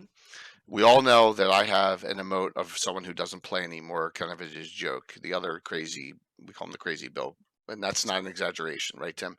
But we tried multiple times to get him to. Some people just don't play well with others, and it gets to a point where you move on from, and that's an unfortunate thing. Friendships can get lost over D&D.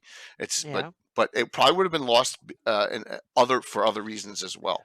Not just because D&D, because it forges so many friendships that it actually ends up being a huge plus for me and for most of the gamers I know, that you forge more friendships than you lose. Thankfully, way more. So yeah. So Captain Ron brings up a great point, and we made up our own deck. I agree 100%. Decks of many things are one of the sole responsible things for ruining campaigns. Yeah.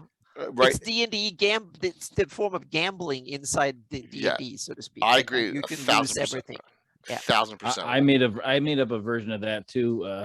A Fey Queen Mab had a deck that I had the characters, run into that, Mm-hmm. the Fairy Queen, and she was like, "Well, let's play some cards." Yeah. I was thinking one of my ideas for a campaign is to take, instead of having cards, to actually have a king issuing edicts, and you as a party could follow one or the other, and they will kind of be more of the general theme of these cards. You can hold up a card and you can kind of, we're going to take that quest or we're not going to, and you can get see the symbol of the quest, and that's all you know, and then you can swear if you want to have it or not, so to speak, and there will be competing parties who take the different ones, or something like that. It will be like a king issuing a sort of competition between adventuring parties of the realm, or something like that. So What was? What? I was just thinking of the deck of cards and how that all washed out in my campaign, because there were some wishes that did get achieved, and it was my buddy who he had a half ogre, and one of my NPCs was a half ogre. They were brothers, and they were really stupid, but had very high opinions of themselves, and they wished to be psionic. And with their stats, the psionic, they're so low, like 2 points. They were really, really low, but they wanted to pretend to be like spellcasters because they were so impressed with all their friends, so they could do they could do a few. So it didn't really imbalance the game as much as just add some fun unusual stuff features that were humorous. That's cool. Yeah, that's really neat. A half ogre who's like, I will heal you, or something like that. Decks. We've had decks really imbalance things, and have gotten back from alternate decks with lesser. I don't have a problem with it, but I've gotten away from any deck drawing, just too much of a up and down and stuff. It really can imbalance your game, and I would say the best way to temper it is to make it where it has a time limit. It only works for 2 days. Get rid of wishes, make them super minor. There's a lot of things you can do. Then they can be kind of fun, and it's not a game. It won't change your campaign. It won't ruin the campaign. Yeah. So Wands of Wonder are cool. Someone mentioned that. Sarah Saint did. All right, Tim, why don't you come up with a pitfall here? Let's do another round table. Each of us do one more. I know Anna said she had one she was holding on to. A pitfall. I have several. Yep. A pitfall of the DM. Being a DM, a pitfall you have. I know one for you, because you're DMing so infrequently and streaming it, and that is you are ultra reliable on people showing up for your game, and that's a tough one for you. Yeah, I'm not. I guess I was trying to find a pitfall. I didn't. Tim has no pitfalls. Tim has no weaknesses. No, I do, but I wasn't thinking along that one. No, that was just one that came up to my mind. Is that but you're old? Yeah, well, that's a little pet peeve, sort of. Yeah, absolutely. But you can't think of any other ones, huh? No, I can't. I just have to articulate I have a pitfall that I want to go for it. It's something that as a DM, you need to think about the game from the NPC monster perspective. And that is something that especially I think DMs who've been players a long time and then start running the game, you have to realize that now you're on the other side of the table. In order to give the players a lot of fun and to make a world and to create the illusion of a world that is believable, you have to start understand and see the world from the antagonist, the NPC, the monster, the villain perspective, and to give them interesting backstories and motivations, and on the seat of your pants come up with cool things they do during combat, in social interactions and stuff. So that is a pitfall that a lot of DMs realize too late, so to speak, that you need to in order to create a good game, you need to be able to think as the monster, villain, or NPC. Good one. I still got this tickle from the laugh. Yeah. All right. You want to hear my Tim pitfall? I tell this story and he goes, "It's not true." Oh, you're talking about keeping the combat shorter. Yeah, that's a little Tim's pitfall is his combat stretches out. Yep. It stretches out. Tim goes grandiose a lot. I have, which is okay. Yep. I have one. It can be a problem. Yeah.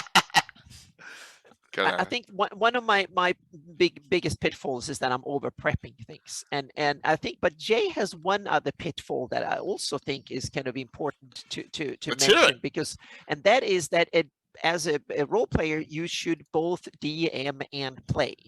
A pitfall is to only sit on one side of the table, and I think Jay should be a player a bit more often, because that way, yeah, and I don't say that because that might improve the role as to understand. But and also, Jay, for you, I think it works so well because you know your players so well, and that is kind of the. But now you're starting to run a lot of games for other players that you don't know that well. True. And yeah, so that I think for most DMs, I think you become a better DM if you play more as a player as well. In the month of May, he's going to be playing. Yeah, and vice versa.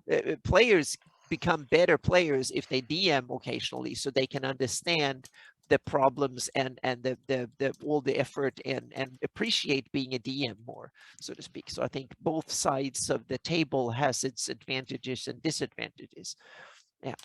Yeah, Tim's going to be DMing a City State back, so I get to play Dervillia and Kixano again back in sometime in May. But that's good. For me, it's I'd love to be playing in some other people's games here, and there's just there's only so many hours in the day. Exactly, week, that's so. the thing. Yep. Mike, you've never seen Tim DMing City State of the Invincible Overlord? They're on YouTube. I think there's like 6 of them. Yeah. Yeah, I think I've seen. You should see the one where I scared Jay into like shock. Yeah. I'll try and link that. I'll try and link that to you, Mike. You can watch that when I'm scared shitless by it. Kicks out. I was like, I'm getting the hell out of here. Yeah. That was in the brothel one, right? That was in the. That was the slave master guild master. Right, but for the Overlord. For the Overlord. Oh man, yeah. And you were going to rescue you were going to set free the. Yeah, we set her free. Princess. Yeah, that was so. Yeah. I think Elfgren has a great question there. How do you balance your what you were trying to accomplish story-wise with your writing and what a player might want to do in a world that theory is open to anything? You cannot. You must balance theory with rule set. Okay, that's what I do, and that may sound a little too nebulous, but I cannot allow someone to do something that is so like I really allowed something crazy to happen because it was on a Saturday game when I allowed if Bones is on, I allowed her bandit to jump from a 40-foot high tower and parkour onto an enemy, if you saw that. And that was well beyond what I normally allow in my game because it's just not, that was completely crazily unrealistic. Well, it's possible. It's possible. I made her take 4 to 24 from the fall damage, whether she was successful or not. And that totally was reasonable. Yeah, exactly.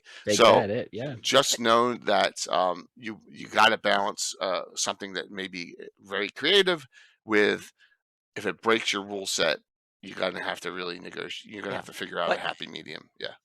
And I also think one of the key things, especially when you run like an open world sandbox like I do, is that you can't rely on a story.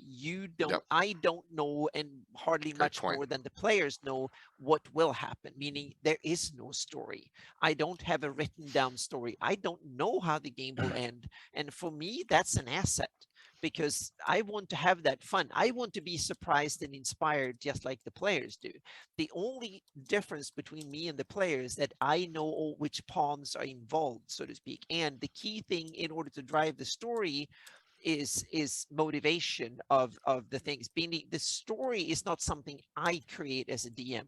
The story is something we create all around the table as we play. That's the product of the place of the session of the game, is the story. That's not something I create. And that's something we create all together. What I create are the building blocks that needs to go into the story. Not all of them, but some of them. And what I create is the canvas where the story will play out, meaning the landscape, the buildings and all the props and all that. And now I'm meaning from not the physical props you put on a game table or the maps you draw, but the ideas of what should be there, the descriptive things, meaning are there a temple in that village, and who's the priest in that temple, etc., etc. These are the building blocks, the canvas that I provide. And then comes these intangible things, meaning what are the motivations of the monsters and the NPCs and stuff like that. What do they want to do? Those are the key, the ingredients that I have. And the other one is what will, just like Jay said, what would the rule system allow, and what would the norms and the stuff that I want to set on the rule system? That's one of the other asset and limitations that you have to play with. And then you actively have to use all these building blocks and kind of things as the game progresses. And that's the craft bit of being a DM. You need to do that real time as the game progresses. If you can run interesting games if you have like a story that the players go through, but most players, this is my experience, that I'm sure there's a bunch of players who say no, you're wrong, but in my sense is that games that have a set story becomes boring fairly quickly when you figure out that it's just going to end this way no matter what we do. I agree. That becomes kind of boring fairly quickly. Great point, Anna. Yeah. There's got to be a randomness to it, a little. Exactly. Yeah. But the amount of randomness, it's more or less, some players truly likes to be railroaded. They don't want to have to sit and figure out, should we go in this direction or that direction, and they want to early on get a feel for who the villain is and what direction, and want strong orders. I've had several of my gaming groups that have told me up front that, oh, come on, just tell us what the hell we're supposed to do, and so we can get on with it, so to speak. And because that ties into one of the other things. There's some hidden assets that you have as a DM that you might not realize. Boredom is one of them. Meaning, don't always push things on the players at all times. Meaning, don't always assault them with orcs and new quests and so on and so forth. Sometimes just sit down, and that's the other part of your question. Meaning, how do I get to know what the players want? Just calm down and listen to them. They will tell you what they want. They will come out and say, damn, what if we had the NPC? We will slaughter him, or we will ask him questions, or we will fool him this way. That's gold as a DM. Take notes. Don't use it right away, because you will break the trust with your players. Take those notes down, keep them, and use them a rainy day when it's needed, so to speak, and then weave it in, because the players will like, damn, that's kind of cool. We thought about that 6 months ago and now it's happening, so to speak. Then it's fun. Don't like, oh, I'm listening to it, and then go with it. Write it down and reuse it, and then sharpen it and package it in an interesting way, and then use it against or for or with your players. And I emphasize with your players more than against. And I think that's key in the craft of being a DM.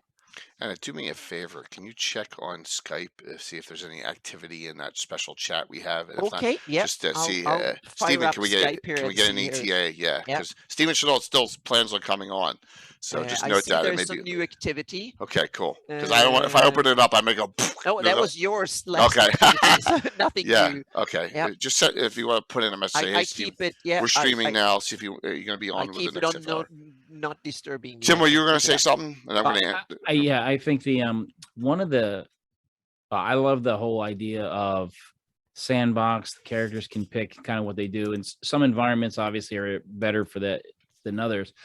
It's one of those things that I think the streaming a game actually hinders a little bit, because streaming games tend to be, I think, shorter than a real game should be, and you kind of like want to focus it a little bit because it's on a stream, and that's kind of like a show. Yeah, it steals a bit of your attention. So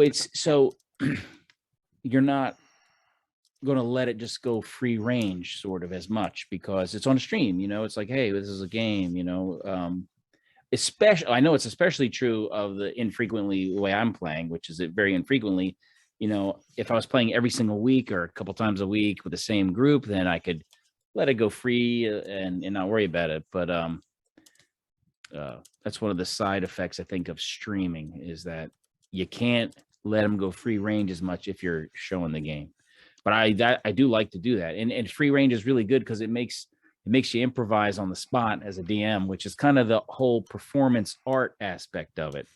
There's the whole technical, knowing the rules, knowing how to set up the scene and describe it. But then there's a whole performance part of where you sometimes have to improvise on the fly. And it's, those are fun. Those are a lot of fun. All right. So here, A lot of the same goes when you run games at conventions. It's kind of the same thing. Then you have to limit both time and you have to stay to this truer to the script than if you run a home game. Right. And I'll admit, I'm like, I don't pay attention to the stream stuff when I'm running it. That's why I have a producer. Yes, I produce his stuff. Yes. So, all right, Hops, here comes a question. This is going to sound very amorphous. I don't know if that's the right word, but Hops and Dragon says, question, do you create multiple outcomes for the story, or do you take it session by session? Because my campaign is so large and I have 26 adventuring groups, which is insane, and we have all these different plot lines going on, the greater picture of the campaign is just like the real world. There's multiple plot lines and there's multiple outcomes. There's multiple things. Good things can happen here, bad things can happen there. Some of the plot lines I run are 20 to 25 years old. I know that sounds insane, but that's just the way we play. In an adventure that I may run, where it may be a one shot, 2 sessions, 3 sessions, there's a specific outcome. That adventure goes into the whole main campaign arc, and whatever happens in the entire arc, it could be they're successful in saving the damsel in distress, or they defeated the evil wizard or whatever, and that affects the entire campaign setting and the storyline. Hopefully, but Jay would alter the arc of what happens depending on which bad guys got away from you. That's true. That's true. You know, that's what makes it interesting. All right, so Chuck is not going to make it, but we're not sure about Steven. All right, but that's okay. We have still waiting. I'm just responding back to him on Chuck. He's still got family at his house. I understand. I completely understand with this being a holiday evening. So, and thank you for all the support tonight. So hopefully that makes total sense there. Paul, I try. Yeah. I got stuff going on that's I think the oldest one is probably from the mid 90s right now that we're still running a long-term plot line, and I like them. And like, for example, my remake of the terrible Doom Grinder. Yeah, I'm not just going to do that and it's going to be over in 2 to 3 months. That's going to go on for a couple of years, because I want to really feed into that, because I want it to feel refreshing at the end. So, which is probably a Phantom. Yeah, I have ideas on how my campaigns might end, but none of them have ended that way. They always end up some other way, so to speak, and things happen in the way. And to me, that's part of the point. I want to be entertained and inspired, and I want to live in that limbo just like the players, and not knowing. And it's kind of cool when you and if you leave open ideas and you tweak what happens around the players constantly through the campaign, all new kind of super interesting possibilities open, especially when the players are some of the ones that come up. What if that happens? Maybe that person is an antagonist or something. That is golden moment, so to speak. And so listen to your players and their aspirations and ideas, write them down, and then use them in some interesting ways down the line. I think that's one of my best advice for DMs to and leave some moments just bantering now and then, especially after combat and stuff. Leave some moments for players to recuperate and banter a bit and share joy and stuff, because that's when you get these golden moments. I don't see, and I've said this, I'm going to proselytize here. Sorry. Yeah. Apologize. I hate the adventure pass. Let me rephrase. I don't hate the adventure pass. I hate what it's done with them. I run a character from 1 to 12, 1 to 20, and then that's it. And I think that has to do with a lot of people streaming them. But I think a lot of people in campaigns I see a wasted opportunity. Take those characters and use them somewhere else. Use them to interact with the lower level characters. Use them as a rival to another adventuring group. Use them. I've never thrown away a sheet of paper in my life, right? Exactly. Never. Yeah. Oh. Not one. I have every single piece of paper I've written a D&D note on since 1980. Probably, and it's just same here. I don't throw away anything, and that's the beauty of over prepping. Reuse what you what you do, so to speak, meaning reuse places, reuse NPCs, and file off the serial numbers and rename them and then change them a bit and reintroduce them in some other ways, so to speak. So reuse everything constantly, but it needs to be in a smart way so it actually adds to it and not being repetitive. You can't just throw in the same thing again, so to speak. But I think also the adventure paths have a couple of good places. First of all, some people don't have all the time to play as much as we do. They want to have, like, they get together a weekend 4 times a year or something like that, a long weekend or something, and play. And they want to, and they don't have the creative mindset and don't want to spend hundreds of hours working on a game that might last 10 hours and over prep, so to speak. They want to have the cool stuff that someone else wrote, and they want to just get together and just play. So it depends on your goals with the game. And you might be in a time in your life where you don't have a lot, you have kids and family and whatnot, and you don't have it. So for some people, I think the adventure path is exactly what they want, and for others, that's something you buy in order to kind of take stuff from, so to speak. You pick it for facts and fun and stat blocks and stuff. It sounded overbearing what I said, but but you're right. For me, I agree with you. For me, the adventure path is not for me at all. But I know that for some gamers, it might be the perfect fit. Yeah. I would love to run Age of Worms. I would love to have run that. Yeah. But when you're talking about that on a stream, you're talking about, I don't know, how many other 12 sessions, 12 different 12 different adventures. You're looking at 2 to 3 weeks on each. My guys don't have that patience. Plus, it's just, in the world of streaming, it just doesn't make sense for us to run the same character and run it straight through. It just wouldn't happen. And one of the pitfalls I would have with it is that a lot of others have played the same story. Meaning I now I played it, and then I was thinking, to me, the appeal to play something that others have done, that I can watch on a stream somewhere, I can read and get, to me, it's the unique thing, meaning we create a story together, me and the players, that no one else have played and no one else will play. It's a unique story that only happens to us then and there. And to me, that has a value of its own that is kind of cool. That is, it's only something we do.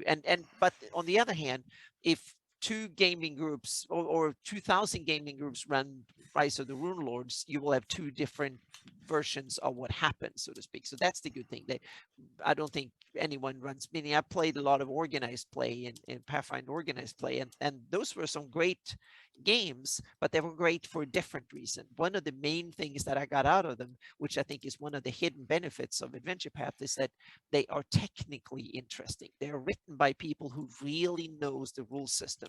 So you get a lot of interesting. So as a DM, and especially as a DM who learning your craft and your rule system, Adventure Path might be great because you get a lot of interesting possibilities, meaning what can you do with the rule system? How do you script encounters and what are the, meaning how do you use the environmental stuff and spells and magic and stuff? So for things like that, I think are useful, but to just run them straight up as written, no, for me, that's not the thing at all. So, Tim? Commentary? Yes. Commentary? Commentary? Any commentary on that, what Anna just said? No, I agree on it. So, Paul, I'm wondering if there's a way that you're running the same adventure for different groups.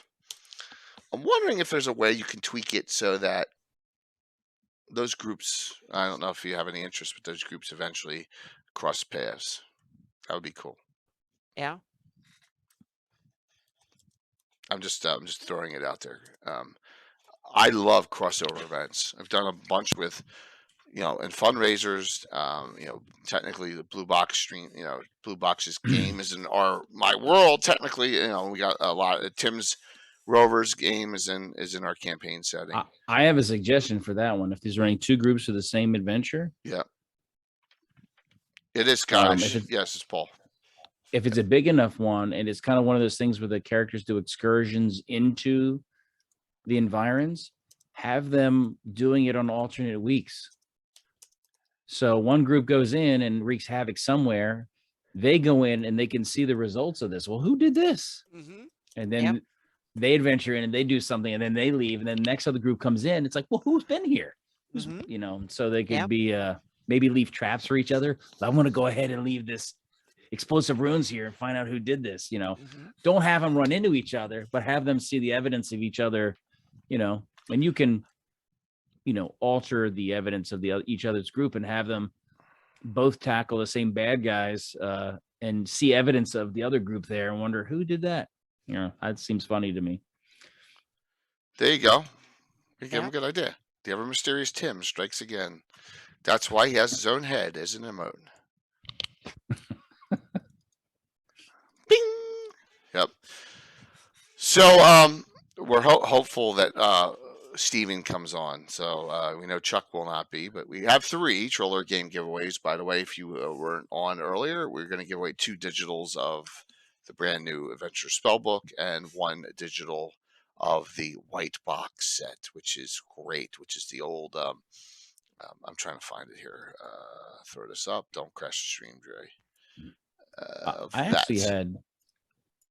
Go ahead, Tim. Actually, in college, I had each of the players make 2 characters, and then we did Temple of Elemental Evil, that whole the series, and so they formed 2 separate. They were like one big group. One half would go in and do something, and they would come back and debrief, and then the other half would go in. So that way they could go in, fight, whatever, come back, recover, and the other one would go in. So they could kind of keep the pressure up. And one of the groups, everyone got captured. It was like a lower level. Well, lower level, there's a whole bunch of trolls. They got overwhelmed and captured. One dude, I think one guy got away. So they all got wrapped up and captured, and he ended up having to like hide, dodge, run for a couple miles to get back. They've been captured. So the rest of the party had to try to get in there and then rescue them. So that was. Tim does look very dapper tonight, Sparky. Absolutely, much more dapper than yesterday morning. Playing some BattleTech there, but that was fun too. That was a good time. It's good to be able to throw in one of those once in a blue moon. So, any other questions? We haven't done a general Greyhawk Q&A, or we can continue on this path, or do either or at this point. Because we'll wait till 9, and then hopefully we'll start shoutouts at 9, and then after shoutouts are done and giveaways done, if Steven's still not on, then we'll raid into Darling tonight, because I owe her a second raid because of my mess up before. You're all very experienced DMs players. Who are DMs you look up to? You did ask that. What are those DMs you found inspiration? So, Elfgren, I didn't have very many people to choose from as my DM inspiration. I took a lot from Tim, right here. Learned a lot of it on my own back then in the early 80s. Did not really, there was no YouTube videos to watch, right? I watched, I think I watched Luke DM once, and your Uncle Steve DM one time, Tim, and your dad once or twice, and that's it, you know. How about you as far as inspiration? And you, Anna, anyone you Well, I've had the chance now to play with some awesome DMs over the years, but there's a few of them that really stands out, and Jay, you one of them. Thank you. Definitely for a couple of really cool reasons. One is that you run a fantastic full service game, so to speak. You keep track of everything for players. As a player, you only have to sit down at the table or sit down in front of your computer and Zoom, roll dice, have fun, and make decisions for your character. You don't have to figure out, oh, do I hit this or whatever, and you can basically just roll and you will tell the result and stuff. That is a very frictionless way of gaming, and that leaves. There's more time for fun and less to fiddle with the rules kind of things. And I really, I enjoy that part, so to speak. And then you have all the parts with the props and cool stuff like that. So that is something that puts you in that really elite league of knowing your craft. But there are different types of games that emphasize on different things that I think are really cool. And one other DM that I had a chance to play in 10 Candles. It's a horror role-playing game that Jason Bullman ran a session at PAX Unplugged at 2 o'clock in the morning or 1:30 or something at night. So it was dark, and we were sitting in a hotel room, and it was like 8 of us or something, and he had never played that. He bought the game literally during the day, and then he said, "Oh, I'm going to run it. Do you want to be part?" So we played his first, and he had read the rules during the day. It was a fantastic game, and I must say, Jason Bullman is a fantastic DM and game master, and it was so cool. And it was also fantastic players. There were super creative players who really wanted to emphasize, and that was a fantastic experience. Awesome. So that was a DM who knows his craft, meaning Jason Bullman. He's a super cool DM, and he knows how to run games. He'd done it for decades and so many times that he really, it's shown he knew how to do it, so to speak. And then I have another one is Brian Darnell. He used to live down here, and we played around the table for 10 years, and then we played some online and stuff and so on. And Brian Darnell knew he can run. He's the one that stand up and super organized, and he emphasized two things: organization and fast getting the game moving. And he's also a super improv. Whatever comment you come up with as a player, bantering, whatever, he just fires it right back at you. And he taught me how to draw up an initiative thing on my tactiles and just sketch it off, so to speak, and take notes during the game. That was amazing. So that was super cool. So I must give Brian a shout out. He is a fantastic creative DM, and he also acts a lot, voice acts and do funny memes and stuff like that during the game. So he's very theatrical, which is kind of super cool. And then I must give Mats, my initial original DM back in Sweden. He was amazing, and he probably got me inspired to over prep, because he was an over prepper too. So he built whole campaign worlds for us to get lost in when we were 14, 15, 16, 17 years old or something like that in our teens. So that was a lot of fun. So those are some of the ones. And then I've seen a lot of others, and I played with many others, but those are the ones that kind of really stand out to me over 4 decades of gaming. But there are others, and I'm sorry, because I should probably mention another dozen or so, but those are the ones that for various different reasons really stand out, so to speak. Very cool. Yep. I'm answering some questions as we're going. Well, developmentally, I'd say my father was a DM that stands out. Luke also, he ran a number. Yeah, Carlos should be mentioned. Sorry, yeah. Carlos. Honestly, if you're a player and you're looking at a DM, if you're not learning something, then it's your fault. Yep. Even if you learn what not to do, I mean, but looking at something and taking something away from it is, I think I like the way my father's aesthetic that had sort of a little bit more of a grim sort of historical kind of feel to it, and the way he would describe things and the way the NPCs interacted. It kind of lended a little sense of like there was a real world, because I always feel like D&D is not like a real. It doesn't feel like it's missing some texture a lot when you don't feel like there's any repercussions for what you do. There doesn't seem to be any sort of, how do you administer law? Who's watching your role? It's kind of oh, there's a patrol. It doesn't have the texture of something. So I like it when DMs add that and do that. So, and I learned a lot from just playing and watching Jay as well. And so Hops is asking a question, and I'm gonna give him a little advice here. About it sounds like a non-winnable situation, right, Paul? My suggestion is that if you, in some cases, as a DM, especially if you don't want to force TPK when you really think that's the situation, it's okay to push them in the right direction. Seriously, I mean, the worst thing is when you know a TPK, you think a TPK is coming, you don't do everything you can to prevent it. There's no fun in that. right? There's no fun in destroying a group. Yeah. And give them an avenue of opportunity, whatever it is. Maybe there's a gully, a stream gully that this hole they can't get down, or maybe something. Someone finds a oil of fiery burning in a room and is able to chuck it and blast out 10 to 20 of things, and you're able to run out. Just whatever opportunity you can come up with. There's always a way to allow an avenue of escape, whether it's story driven or combat driven.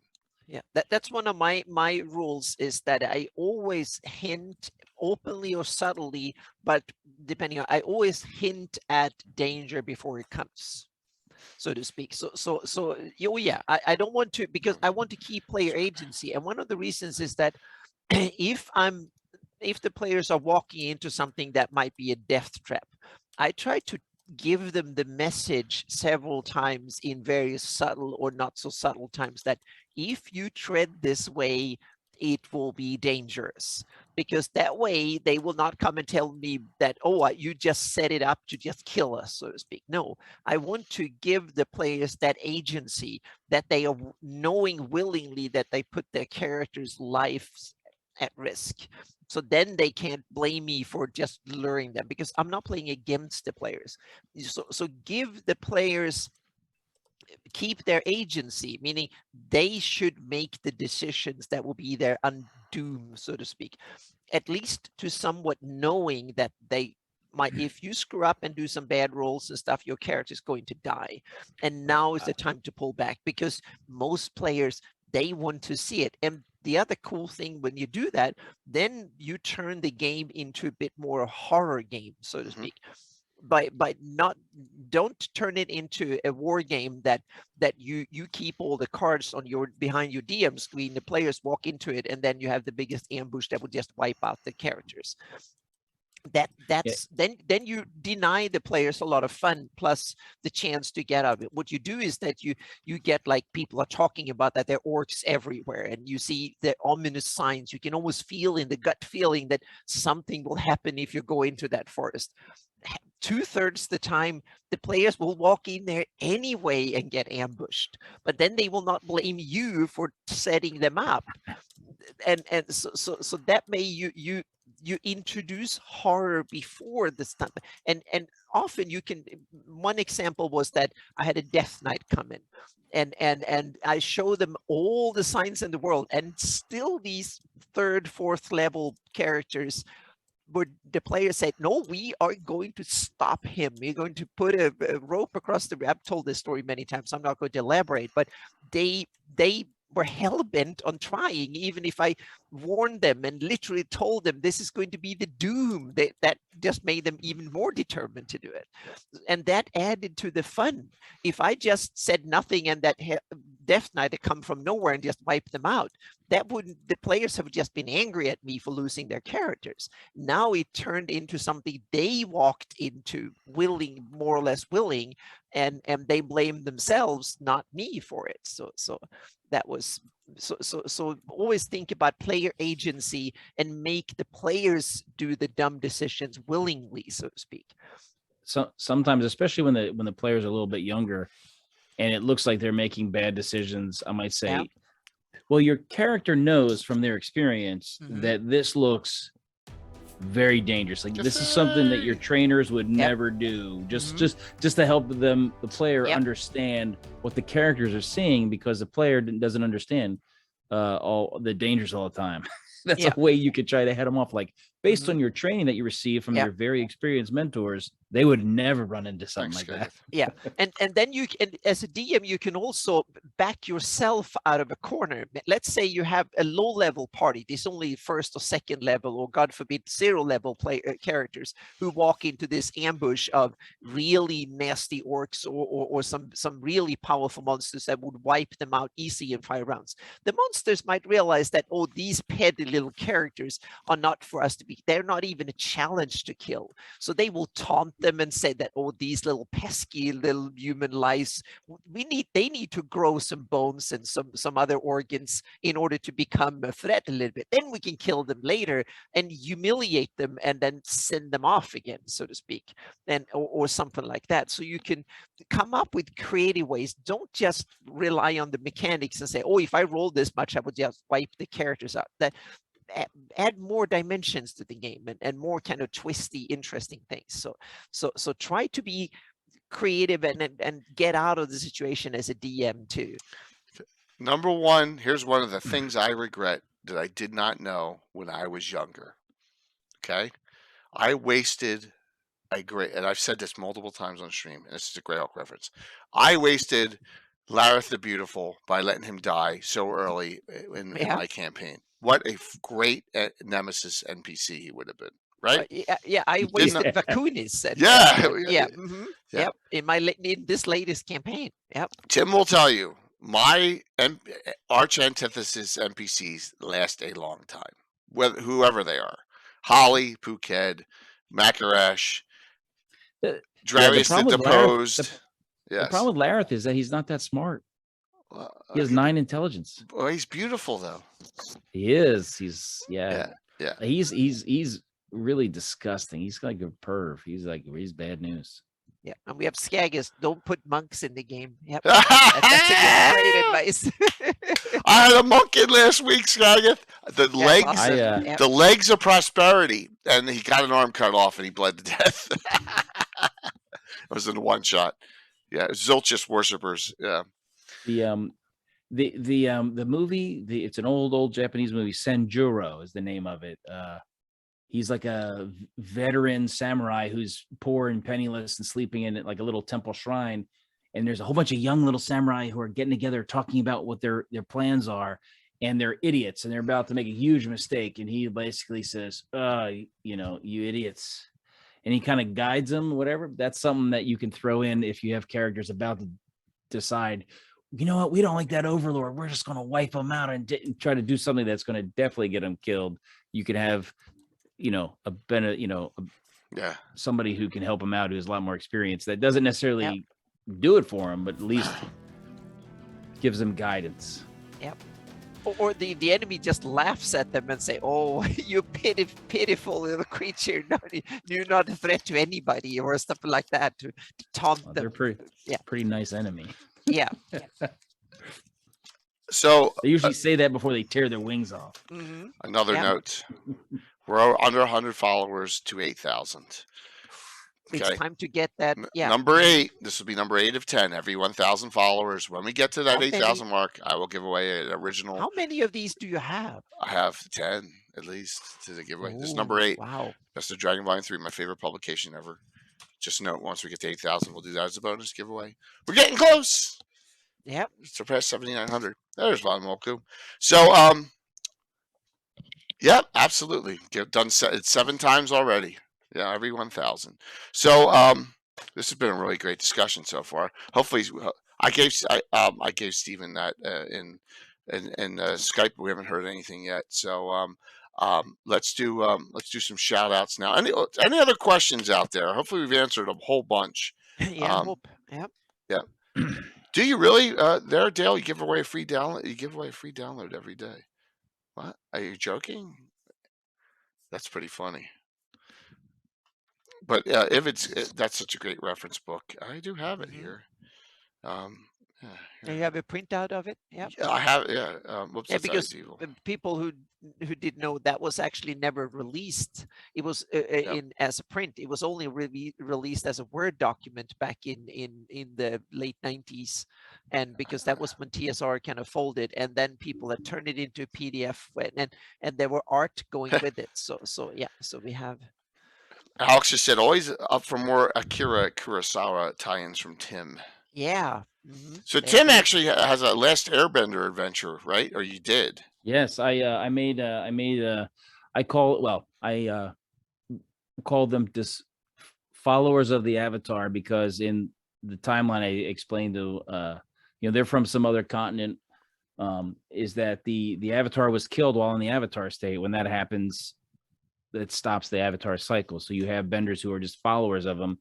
And then, of course, there's an evil emperor who's trying to wipe out all the benders because of you can't control them. And so, you know, my daughter's characters and her friends with that we made them, they kind of teleported away from. They have like an uncle is kind of helping them out, and so I call them elemental adepts. You know, to get away from the actual airbender, I guess is copyrighted. So elemental adepts. So I use a second edition martial arts rules, and so looking at the actual how they made the show, there's like their kung fu guy explains each of the elements, which style of martial art they use.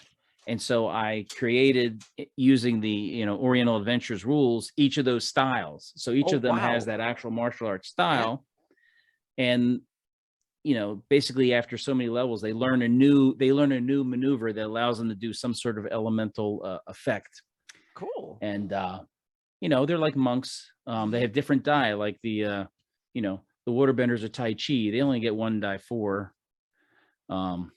The fire gets 1 die 6, and then the earthbenders get 1 die 8 because they're a little bit more tough. Their armor classes are a little bit different. The wispier ones have better armor classes. They get higher level and all that. I found it to be a fun exercise to do, and I think they have a lot of playability, I think. Yeah. Because they're not so overpowered. Even though they do a move, it's not like a magic missile. They have to roll to hit you. Mm-hmm. Yeah. So there's limitations, and it's not necessarily creating magic fire that's like super potent, but it was a fun thing to do. It took only about 6 months. Where is that? I have that written down somewhere. Yeah, but that shows that house ruling is kind of interesting, can be very rewarding if you tweak it to suit your needs, so to speak, and the needs for your group. They can add a lot of fun stuff, and that's what all game publishers keep adding rules and tweaking it one direction or the other, so to speak. And but eventually you have to face up to game imbalances, issues, and stuff like that. So you have to be wary and test. I think, Jay, do you test out new character classes and new rules on like one for years? Run it for okay, yeah.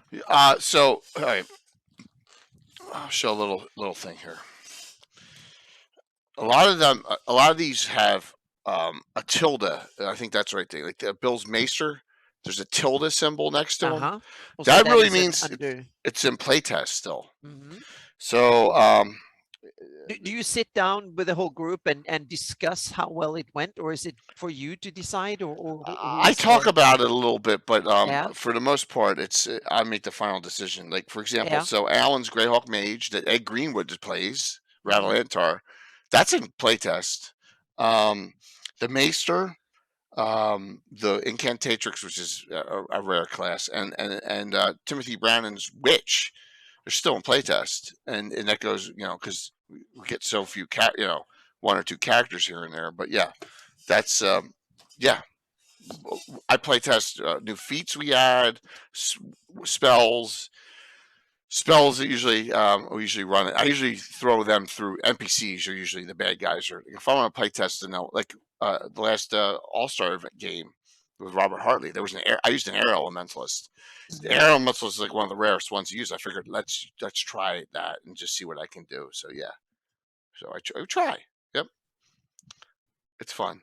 I actually Great question. The group that has the benders in it is actually in the Dark Tower adventure. Yeah. And the lawful good one actually has the Hager. heart of law embedded in her forehead. Grats to hear there, Hager. That's awesome. So if you saw my son, he did pretty well. He had his fidgety stuff down playing BattleTech on Saturday. So yeah, we had fun. We had a good time with that. And I'll try and throw once in a blue moon in on a Saturday morning. That seems the best time to do it. We can get some games in on that. So yeah, very cool. So All right, so nothing in Skype, Anna. Nothing stuff from Steven. So we're No, gonna. not only that he's going to try, but family is around, so yeah. So no firm commitments one way or the other. All right, Yeah. so we're going to. But they're slowly trickling out. So I'm going to try, he says. So we'll see. Yeah, we don't know. All right, so that doesn't mean it's okay. So why don't we do some shout outs and we'll see what happens. Tim, I know we got a big game going on for you in 2 weeks, right? Yes, on April 30th, it'll be the Tale of Rattlebones. He was one of the Dark Hand barbarians that wasn't there during the last Dark Hand adventure that was called Between a Rock and a Hard Place. And they ended up in a very hard place since the rest of the group got captured. Yep. They got pushed off cliffs and captured. Yep. And so Rattlebones missed it. So what happened to Rattlebones? Well, we're going to find out on the 30th. I have him and a couple red shirts coming. It's going to be... Ooh. I know Bill's playing. Bill the Master Crafter's playing too, right? Bill the Master Crafter. Mike Disney. And Daniel and Bill Sims. Daniel plays sometimes in the Underdogs, and Bill played in the Underdark adventure I ran. That's awesome. And it doesn't mean that 100% they're going to die. Doesn't mean 100%. You get super kudos if you survive. It's possible. Once again with some VTT and stuff, right? Mm-hmm. Yeah. So that'll finish up our April. So and note we'll have a giveaway of some sort that morning. Not sure what it is at this point, but yeah. And Tim is using Fantasy Grounds now, which really helps out. Yeah, 99% chance, John. Yeah, probably. But it really helped out last time, and it will be going that way as well. So it's a good thing that we have a nice change for the better. So that'll be 2 weeks. Like I said, we're cranking out a lot of stuff here. Anything else exciting going on with you, dude? Well, in May we have the next City State installment. Which Jay will be playing, and I will see if I can do something to horrify him. I have a 13th level human female cavalier and a 9, 10, 10 Fire Collect Mage, something like that. I think so. Yeah. Kick Santa, yeah, half elf. Poor man's Gazumba. Seriously, poor man's Gazumba. Yeah. So that'll be fun. Yep, that's what's going on. And then, of course, I'm working on the next either Dark Hand or Underdogs will be in the following month. So. Yep, Mike. Depending on when I can get Carlos. And Carlos is tough. I mean, he's as busy. Yeah, he's busy. Yeah, he's busier than a one-legged man in an ass-kicking contest. I never heard that before. So, Tim, thanks for hopping on, man. That's awesome. That was fun. Glad you participated. Anna. Yes, all my family already left and went to bed, so it's fine. Oh, they all get out. That's great. Anna, what's up? Well, web for the most part. The past 2 weeks, I've rebuilt my website, and now it's started. It's in place. It's not finished by a long stretch, but the basics are there, and I've imported all the posts and stuff from Patreon.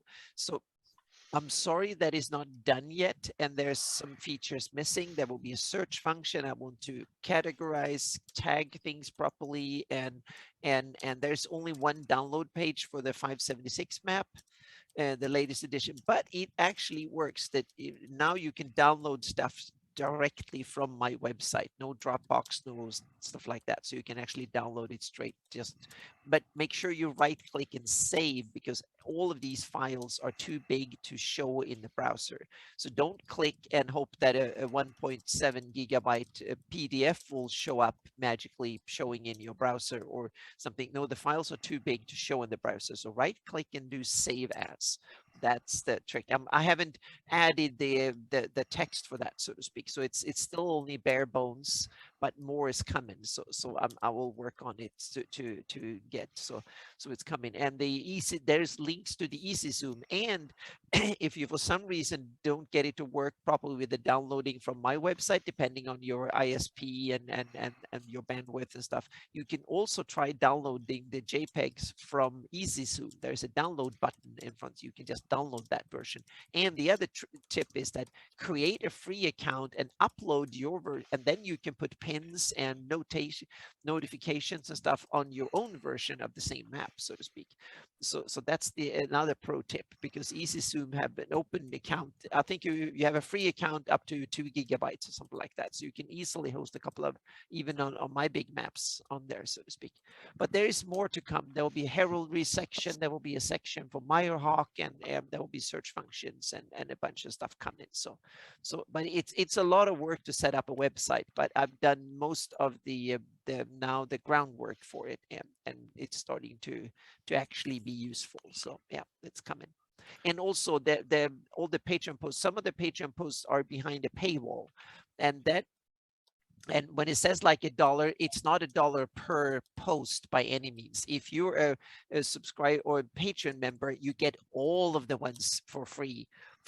So it costs like $1 per month, and you get all the basic posts. $5 a month, you get all the posts open, so to speak, and not per post or anything like that. So I'm going to explain how that works too. I just want to have all the content available on my website, whether you're a patron or not, so to speak. And you can just click there and sign up for my Patreon if you want to. And I'm also going back now, so everything that is more than a few months old, I'm opening all of it up. So soon it will, once it's synced and I sort out the kinks, all of the old Patreon posts, and it's like 300 something, will be available. And some of them I will delete because they are obsolete, so to speak, and the links don't work and stuff. So I will slowly weed them out. So some of the old links don't work, but that usually because it was a preview or something, and the final version is available. So I delete the preview files as we go, so to speak.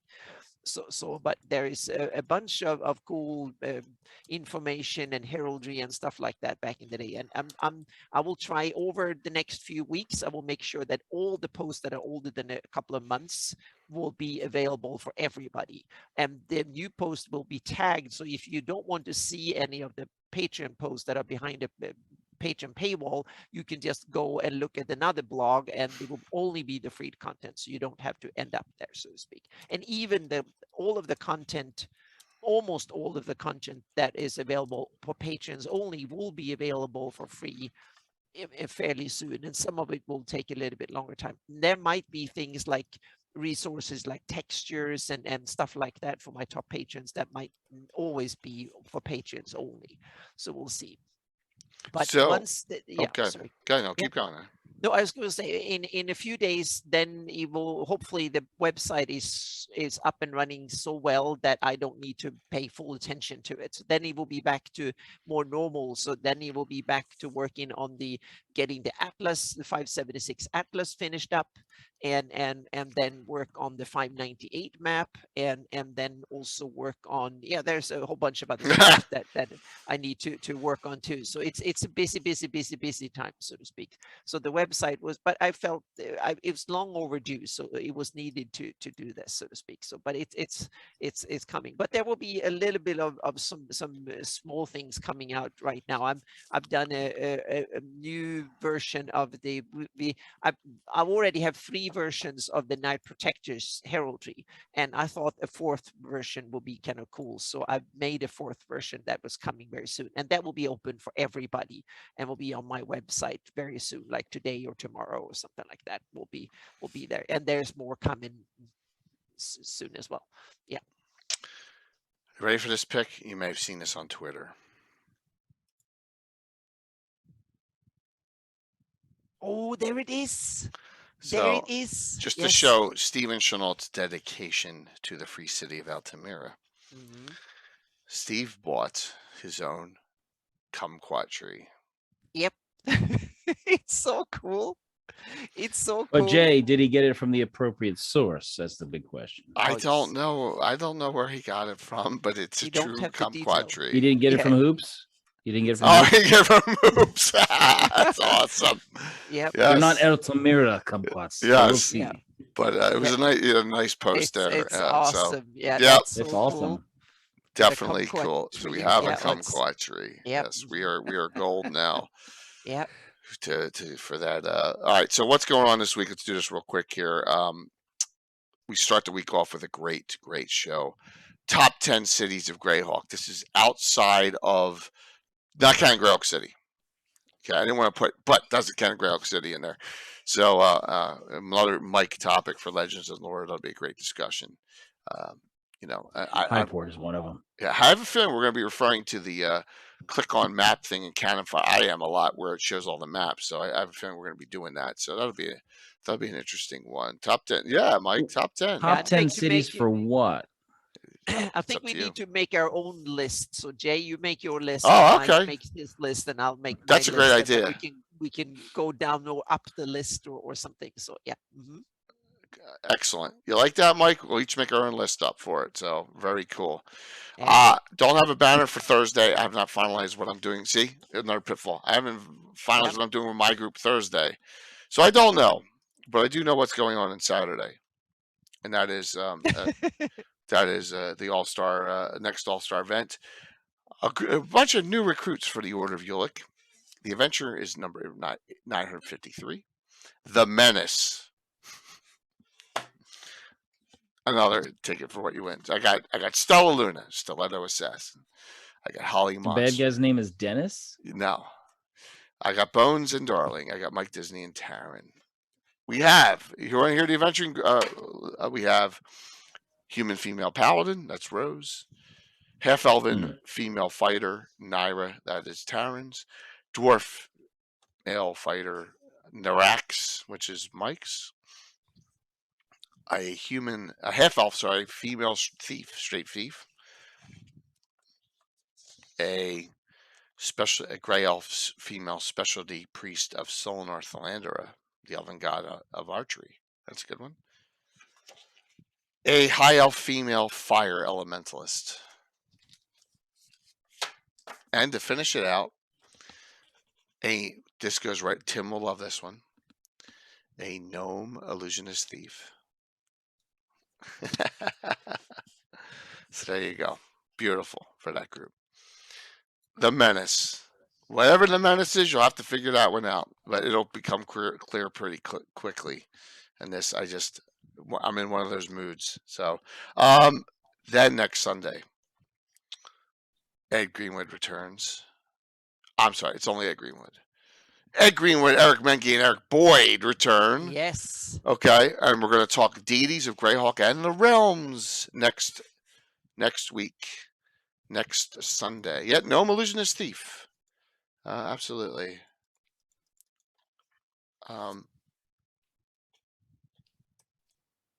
Right. So I just got a message. Yes.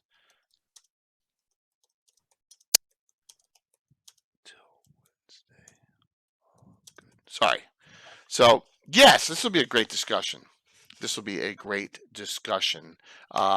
Because I'm going to rub it in their face. I ripped all these off. I've ripped off Ilmater, I've ripped off Leviator, which are finished gods, but they're in the Pantheon. The Red Knight, I've ripped off a whole bunch. So Jay, I just think you're just not ripping off. You're just acknowledging yes, that deities can transcend metaphysical boundaries as we know them. Yeah, true. Very true.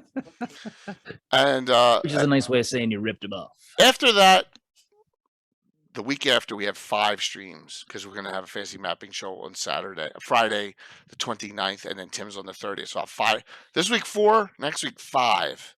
So I'll be like, but it'll be fun. So that's what's going on. So all right, it doesn't appear like we're going to get either Steve or Chuck.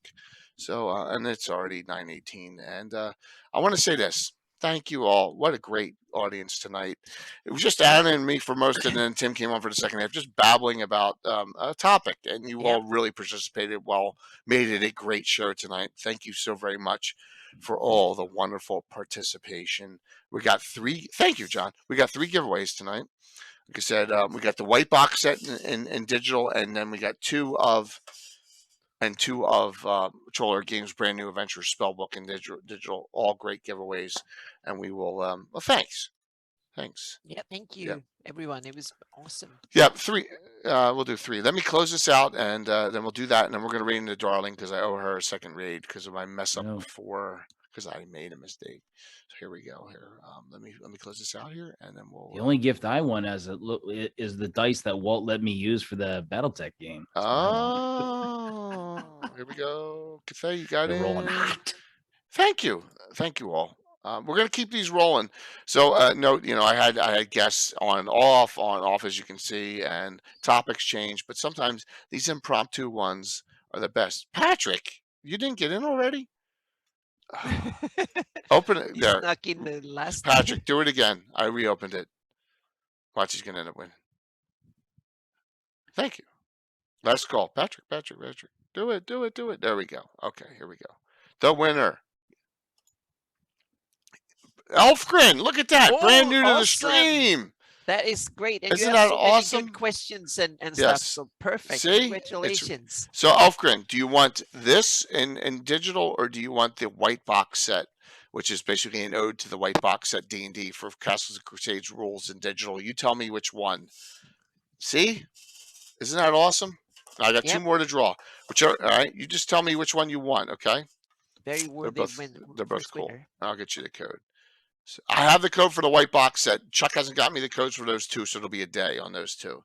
So, ask chat, sure. Chat, which one would you recommend? I'm gonna draw the final two. Fraley? What? We have 3 giveaways. Oh, cool. Yep. I think the white box for Elfgren because it's so classic. Yeah. All right, Fraley, you win a digital of this adventure spellbook, and plus I have the code. Yep, and then the second winner, Darling. All right, I got her. I got Darling. She's streaming, so I'm gonna give her a pass and let her and let her take that. So there you go.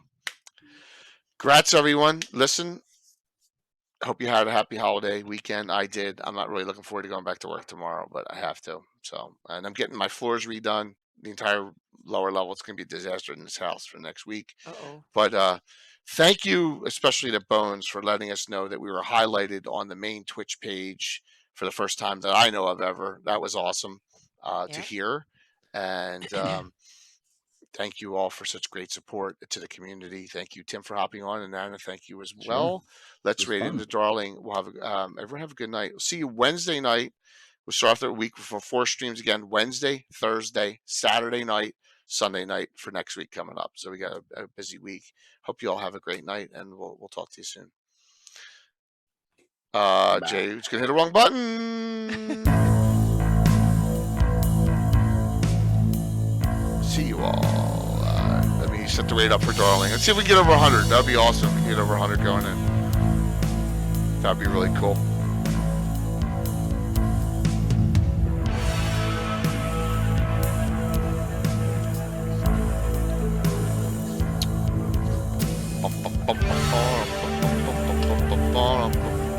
Wow. 86 is still pretty hot. Awesome. 5, 4, 3, 2, 1. See you Wednesday night. Have a good rest of the holiday. Awesome. 86, that's not bad. Yeah, no, it's good.